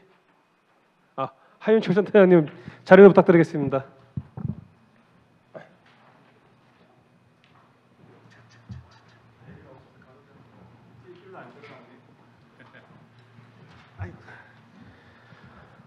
오늘 우리가 한 지금 한 4개의 발표를 전고체 전지에 대해서 많은 얘기를 나눴는데 사실 여기 계시는 분들이 다 우리나라의 그 전고체 전지 발전을 위해서 많은 노력을 하고 계시는 분입니다. 그만큼 이제 많은 경험도 있고요. 그래서 먼저 이제 현장에 계신 분들의 좀 질문을 저희가 받는 게 좋을 것 같아서 청중으로부터 좀 이렇게 질문을 받아서 좀 진행을 할까 합니다. 어떤 질문 있으시면 한번 이렇게 화두를 던져주시면 좋을 것 같습니다. 예, 저 마이크 좀 부탁드리겠습니다.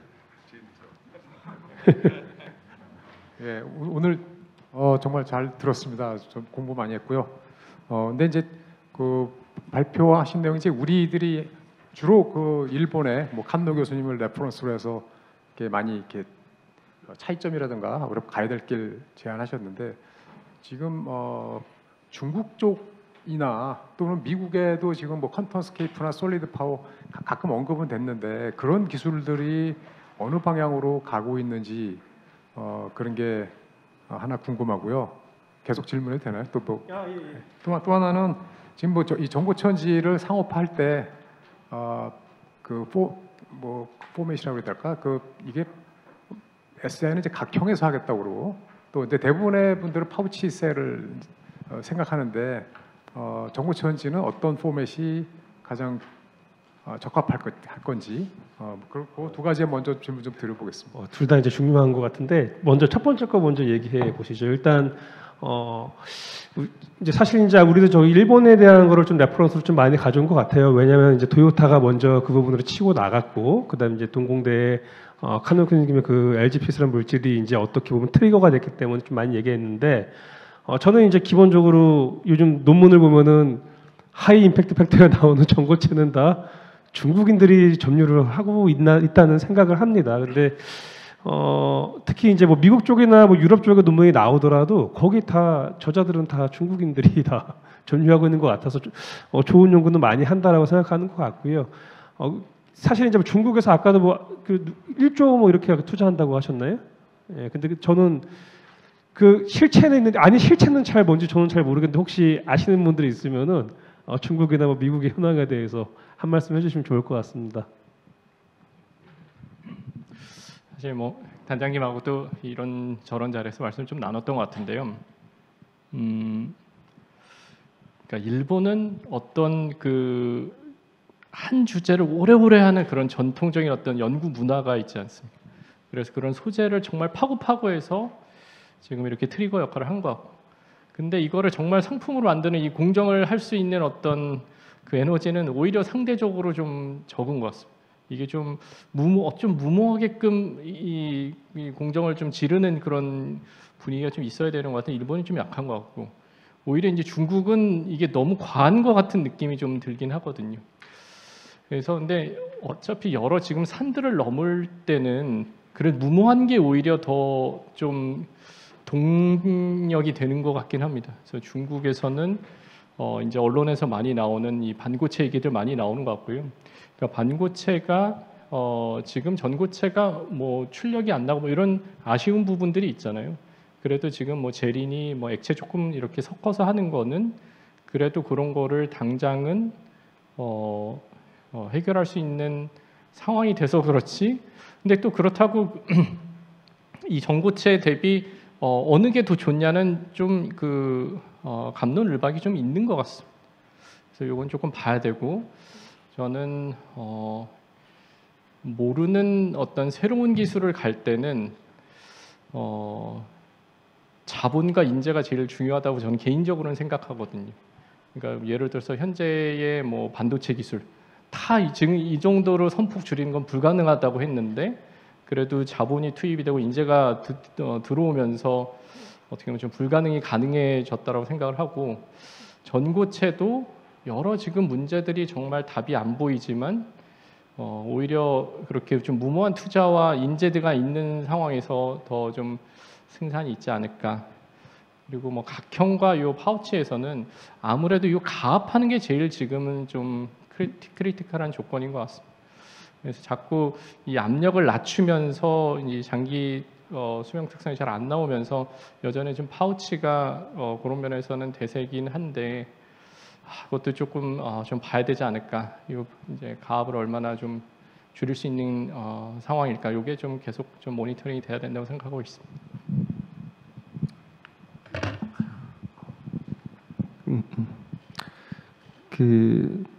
일단 두 번째 질문에 각형이냐 파우치냐인데요. 사실 뭐 젤리롤을 전고체로 만들 수는 없다고 생각하거든요. 원통 그 형태의 문제인데요. 각형은 껍데기는 각형이지만 안에 젤리롤이 들어가 있는 거잖아요. 이렇게 말아가지고. 근데 전고체가 이렇게 젤리롤 형태로 들어갈 것 같지는 않고 결국 파우치 셀처럼 이렇게 쌓아서 각에 집어넣을 거냐 파우치로 쓸 거냐 그 차이밖에 없을 것 같아 보입니다. 결국 압력을 가하기 좋은 조건이 그 각형의 캔으로 충분히 가능하다면 각형으로 하는 게 좋을 것 같고, 만약에 이게 각형의 이게 캔으로 압력이 모자란다고 하면 바깥에 이제 지그를 씌워가지고 어떻게든 압력을 더 올려야 되는 파우치가 되어야 될 것 같다는 생각은 들긴 합니다. 첫 번째는 중국은 전혀 모르겠습니다. 중국은 최근에 이제 줄의 논문 리뷰를 하나 하면서 저도 한번 당한 게 파우치셀 데이터 내놔라. 그래서 2달을 고생해서 파우치셀 데이터를 만들었는데 중국에도 한번 툭 던져봤거든요. 파우치셀 데이터 내놔라. 일주일 만에 딱 내놓는 거예요. 준비를 해놨나 보네요. 아니 그래가지고 다시 또 해보니까 그 에너지 밀도가 되게 말도 안 된다. 말도 안 되는 숫자다. 그랬더니 또 에너지 밀도를 툭 고쳐가지고 툭 나와요. 그래서 몇 번 이렇게 왔다 갔다 하다가 결국 최종 리젝이 됐어요. 뭐 리뷰어 5명이 붙어가지고 3명은 벌써 오케이 했고 4번째가 제가 직접 심사한 건 아니고 제 이제 지인이 이제 그 얘기를 해주더라고요. 근데 결국 5번째 심사까지 가서 리젝이 됐는데 저는 중국 데이터 안 믿습니다. 아직은 논문에 나온 중국 데이터도 안 믿고 신문에 나오는 것도 안 믿는 것 중에 하나가 우리는 불성실 공시라는 게 있잖아요. 그래서 중국은 불성실 공시가 없습니다. 그래서 중국은 신문에 떠드는 게 다 홍보일 가능성이 되게 많아서 저는 그것도 정보가 전혀 없어서 안 믿는데, 미국은 이제 GM에서 올해 이제 MRS 때도 발표를 해서 들었는데요. 황화물 불 너무 잘 난다. 황화물 전지 스케일업하고 물론 이제 ARC나 이런 열적인 테스트를 하면 굉장히 잘 버티는데 완충해서 크러쉬 테스트를 하면 100% 불이 난대요. 그래서 이게 모듈 단에서 크러쉬가 일어나면 그 이제 메커니즘들을 다들 이제 분석은 하고 있죠. 완충하고 났을 때 왜 불이 날까? 그러니까 완전히 이제 뭐 양극재하고 설파이드하고 사이에 이제 온도만 올라가면 발생하는 산소와 그 산소하고 설퍼하고 반응해서 SO2 만들어지고 뭐 이런 게 열폭주환처럼 가역적인 그 발열 반응인지 잘 모르겠지만 어쨌든 불도 많이 나고, 그래서 이제 방구체를 가고 싶다 이런 얘기를 되게 많이 해요, GM에서는. 하지만 이제 저희는 이게 안전성의 이슈가 아니라 실제 고용량 응급제를 쓸 수 있냐 없냐, 이게 저는 방향이라고 보거든요. 결국 리튬 메탈을 LIB에서 못 썼으니 전고체는 쓸 수 있느냐, 실리콘도 아직도 못 쓰고 있는데 전고체는 쓸 수 있느냐, 이게 이제 핵심이라고 보고 있고요. 솔리드 파워는 결국 리튬 메탈하고 실리콘하고 2개를 계속 하다가 포드에서 리튬 메탈은 절대로 안 된다라고 포기를 시키고 결국 실리콘 응극으로 하고 있는 걸로 알고 있고, 그래서 이제 SK랑도 계속 이제 실리콘 응극으로 생산하는 것들을 진행하고 있는 것 같습니다. 전반적으로 보면 실력은 저는 일본이 물론 좋긴 하지만 독일이 더 좋은 것 같습니다. 야넥 그룹이나 독일에서는 정확하게 문제를 파악하고 엔지니어링적으로 접근하는 그 풍토가 있어서 그런지 되게 괜찮은 것 같거든요. 최근에 이제 야넥 그룹에서 전 세계에 뭔가 황화물 전고체 전지를 좀 한다는 그룹에다가 똑같은 샘플을 전 세계에 다 뿌렸었거든요. 논문이 나와 있습니다. 그래서 한 20여 개인가 다 뿌려가지고 셀 데이터를 다 받았어요. 완전히 천차만별인 거죠, 그 데이터들이. 그러니까 이게 표준화도 안 되어 있고 집집마다 나오는 값도 다 틀리고 이온 전도도 측정한 것도 집집마다 어떻게 측정하는 게 다 틀리고 아직 이 논문이나 발표되는 거나 이런 것들을 믿을 수 있는 단계는 아니다, 손맛이다, 뭐 이런 생각도 많이 듭니다. 그럼에도 불구하고 독일에서 그래서 자동화로 가야 된다. 이 셀을 제조하는 공정도, 이온 전도들을 평가하는 공정도 장비를 만들어서 사람 손 타지 않도록 해야 된다.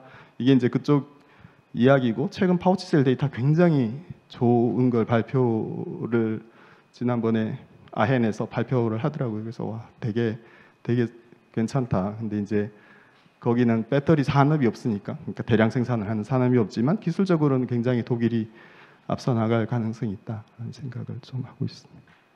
예, 그래서 좀 이렇게 제가 들은 거를 좀 정리하면은, 그러니까 저는 이제 질문 드리는 거는 이제 중국이 그런 뭐 반고체전지 이런 쪽으로 굉장히 포커싱을 해서 프랙티컬하게 일을 하고 있었다고 생각했는데 하고 있는데 뭐 최근에 이제 어떻게 뭐 언론에서도 뭐 보도되는 거 보면은 전고체전지에서도 이제 뭐 열심히 한다 이런 얘기를 들었었거든요. 그리고 아까 우리 저 조우석 학생님 얘기하신 것처럼 이제 미국이든 그런 서구에서 나오는 논문들은 또 중국 사람들이 많고, 그래서 이게 일본하고 우리나라가 이제 전고체전지 굉장히 열심히 해왔는데 혹시 중국이 다른 산업도 지금 중국 때문에 우리가 걱정 많이 하는 것처럼 전고체전지도 혹시 앞서가는 면 어떡하나 하는 걱정이 있어서 제가 질문드렸고요. 근데 그건 아니라고 지금 이제 생각하시는 걸로 제가 이해를 하겠습니다. 그렇게 그러니까 중국이 아직은 전고체전지를 열심히 하는 것 같지는 않다. 죄송합니다. 얘기하십시오. 저는 비즈니스적 관점에서 좀 보고 싶은데요. 아마 아실 겁니다. 91년도 소니가 처음 제품 만들었을 때 그 제품이 되게 매력적이진 않았지만 매력적이었어요. 왜냐하면 기존에는 없었던 제품이었기 때문에. 근데 지금 리튬이온 배터리가 매력적이기 때문에 전고체 전지가 매력적이기 위해서는 이걸 뛰어넘어야 되는 게 어려운 거죠. 따라서 눈높이를 낮추면 충분히 조금이라도 한 100사이클이든 200사이클이든 눈높이 낮추면 나올 수 있는데 그게 가능한 지역이나 나라가 어디일 것이냐. 그리고 그 많은 필드 에러나 그 많은 것들을 지원해 줄 수 있는 지원책이 많은 데가 어디겠느냐. 본다면 중국밖에 없다는 거죠. 그리고 중국은 상당히 리버럴합니다. 무슨 소리냐면 우리는 전고체 전지 한다는 여러분들 다 액체 전해질을 한 방울 넣는 거 꺼림직해 하세요. 근데 중국은 그냥 성능 나올 수 있으면 넣습니다. 그게 나쁘게 말하면 나쁠 수 있으면 좋게 보면 되게 좋은 거거든요. 결국은 전고체 전지에 견인하는 것은 거기에 맞춤형 수요가 발굴이 될 것이냐. 수요가 발굴되면 몇천 셀, 몇만 셀이라도 만들어 나가면서 그 적자를 정부가 채워주면서라도 시장을 만들고 필드의 에러를 업그레이드하고 그게 3년, 5년 지나면 상용 리튬이온 전지가 그래 왔듯이 성능이 올라가겠죠. 근데 그런 것들을 할 수 있는 나라나 기업을 봤을 때 그런 면에서 저는 중국에 되게 강점이 있다. 유럽이나 미국이나 우리나라, 일본보다는. 그거 이제 제가 말씀드린 포인트 하나고요. 그다음에 이제 그 파우치냐 각형이냐 저는 그렇게 보지 않습니다. 외장재의 형태는 중요하지 않고요. 어쨌든 하드 케이스가 필요할 겁니다. 언젠가는 왜 갑이 필요할 테니까요. 따라서 형태가 완성된 거에 구겨서 넣는 식으로 갈 것이냐, 눌러서 만들어서 용접하든 해서 외장을 마지막에 만들 것이냐. 한쪽이 파우치가 한자가 각형이 되겠죠. 근데 최종적으로는 되게 딱딱하게 고정이 되어 있을 것 같습니다. 어떤 방식이든 간에. 왜? 갑이란 것이 필요하기 때문에. 따라서 지금부터는 파우치냐 각형이냐는 크게 의미를 나눌 필요 있을까? 차라리 형태에 넣고 눌러서 싹 넣고 할 거냐? 누른 다음에 용접을 칠 거냐 정도? 아마 그렇게 되면은 서스 파우치라든가 이런 것들이 이제 파우치 쪽에서는 나올 수 있는데 용접만 딱 해놓으면 각형이랑 똑같은 거겠죠. 결과물은 그 정도로 생각하고 있습니다. 저도 한마디 이제 드리면은 이제 이제 말씀들을 듣고 보니까 저는 이제 중국에 대해 생각이 드는 게 이제 결국 중국이 전고체에서는 후발주자는 맞는 것 같아요. R&D에 있어서는 일단 일본이 제일 빨랐고 그다음에 이제 우리나라였고 이제 중국이 하는데 결국에 이제 어떤 기술을 완성시킬 때는 제가 봤을 때 시간과 돈인데 그러니까 일본은 이제 뭐 돈도 넣겠지만 오랜 기간을 한 게 있고 우리나라는 이제 그가 한 중간 정도인 것 같고요. 근데 이제 중국은 짧은 기간에 돈을 많이 투자해서 가는 게 아닐까. 진짜 아까 말씀하신 것처럼 그럼 1조 뭐 이렇게 되는 돈을 정부에서 투입을 한다고 하면은 저도 이제 이제 전고체전지를 하면서 느끼는 게 소재는 그래도 셀 만들 만큼의 어느 정도 기술은 있는 것 같아요. 근데 이 셀을 만드는 기술, 전지를 만드는 기술 자체가 상당히 어려운 것 같아요. 이런 거는 저희 연구소에서는 할 수가 없는 일이에요. 왜냐? 어떤 전극을 하나 만들 때 아까도 얘기했지만 WIP를 안 쓰고 우리 롤프레스로 갈 거야. 그렇게 했을 때 엄청나게 압력을 주는 롤프레스일 건데 그건 연구소에서 장비 둘 데도 없고 살 돈도 없어요. 그리고 하나의 장비를 샀는데 이게 만약에 한 번 써봤더니 못 써먹는다 하면은 우리는 이걸 어떻게 할지도 못하고 그래서 결국에는 기업에서의 정부와 기업에서 엄청난 투자를 안 해주면 되지 않을까라고 생각을 합니다. 예.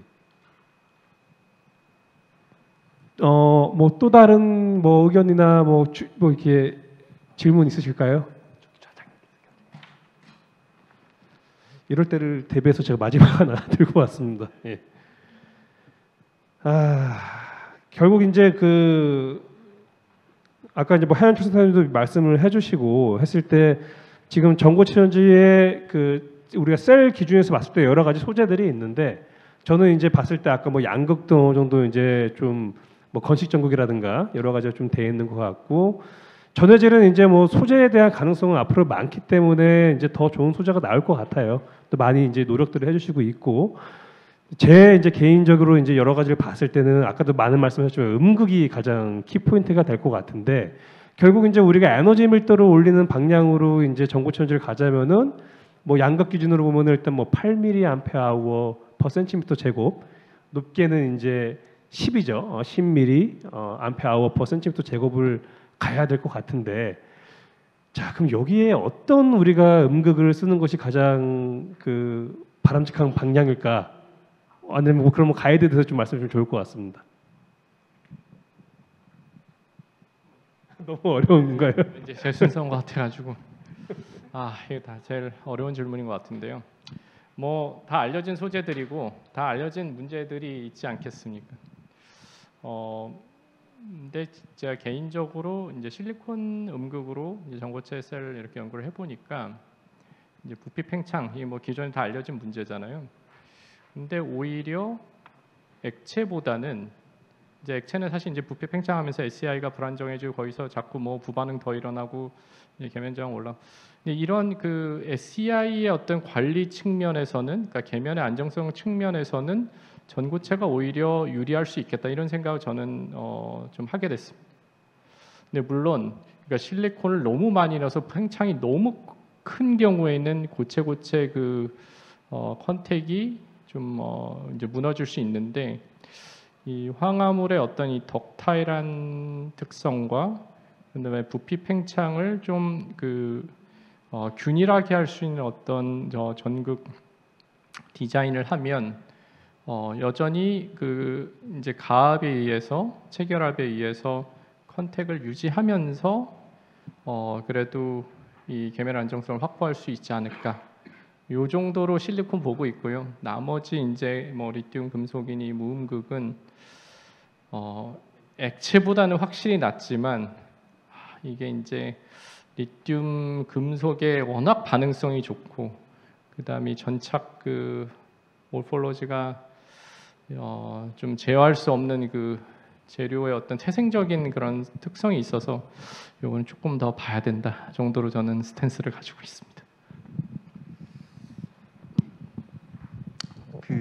저는 리튬 메탈 헤이트주의잖아요. 그래서 메탈 안 좋아하고 무음극도 안 좋아하는 하지만 그러니까 엘로이 음극 쪽을 계속 들여다보면서 특히나 압력 제어나 이런 것들을 요 앞에도 전시도 해놨지만 압력 제어를 어떻게 할 것이냐 뭐 이런 거에 대해 굉장히 관심이 많고 지금도 근데 해보면 실리콘 기존에 이제 LIB에 썼던 엘로이 소재들은 확실히 압력이 빠지면 성능이 안 나오는 특성이 있습니다. 저는 아까 말씀하신 것처럼 국물 한 방울 넣는 거 싫어한다라고 하지만 저는 하이브리드로 가야 된다라고 생각하고 있습니다. 사실 이제 바인더 여기 이제 최장학 교수님 바인더 기술 굉장히 좋은 것들이 많은데 그런 것들하고 잘 결합을 해서 이 부피 팽창을 바인더 쪽에서 좀 잡아주면서 이 바인더가 사실은 전고체에서 방해물이거든요. 프로세싱하는 지금까지 바인더들은 전부 다 전자전도도 방해하고 이온전도도 방해하는 특성이 있는데 그런 것들을 좀 혁신을 해서 전자전도나 이온전도도 좋으면서 또 바인딩 특성도 좋고 그렇게 일러스토머 특성도 좀 있는 이런 바인더가 나오면 이렇게 부피 팽창도 어느 정도 완충해 주면서 되지 않을까. 지금은 뭐 2% 집어 넣고 뭐 10% 집어넣으면 거의 이온전도도 확 떨어지거든요. 그런 게 아니라 좀 바인더 한 10% 집어 넣어도 이렇게 좀 괜찮은 응급 구조를 유지할 수 있는 그런 게 있으면 좋겠다라고 해서 최장욱 교수님 발표만 기다리고 있습니다. 네. 네, 오늘 활발한 논의와 깊이 있는 통찰을 공유해 주신 연사님들께 다시 한번 감사드리고 싶습니다. 오늘 우리가 정보체험지에 대해서 이런 여러 가지 얘기를 나누면서 좋은 인사이트를 여러분들이 얻을 수 있는 시간이 되었으면 좋겠다는 생각을 하고 있습니다. 예. 바쁘신 일정에도 오늘 시간 내주셔서 이렇게 참석해 주셔서 감사하고요. 특히 이제 충북도 충북TV에서도 고생 많이 하셨고요. 내년에도 또 이런 좋은 자리 만들어주면 좋을 것 같습니다. 예, 오늘 모두 감사드리고 마지막에 다 같이 박수로 마무리하도록 하겠습니다.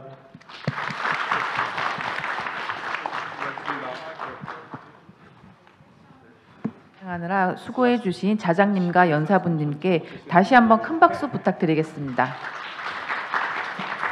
이상으로 컨퍼런스의 모든 일정이 마무리되었습니다. 금번 컨퍼런스가 참석자분들에게 의미 있는 시간이 되었길 바랍니다. 금일 컨퍼런스에 대한 참가자분들의 소중한 의견을 수렴하기 위해 설문조사를 진행하고 있습니다.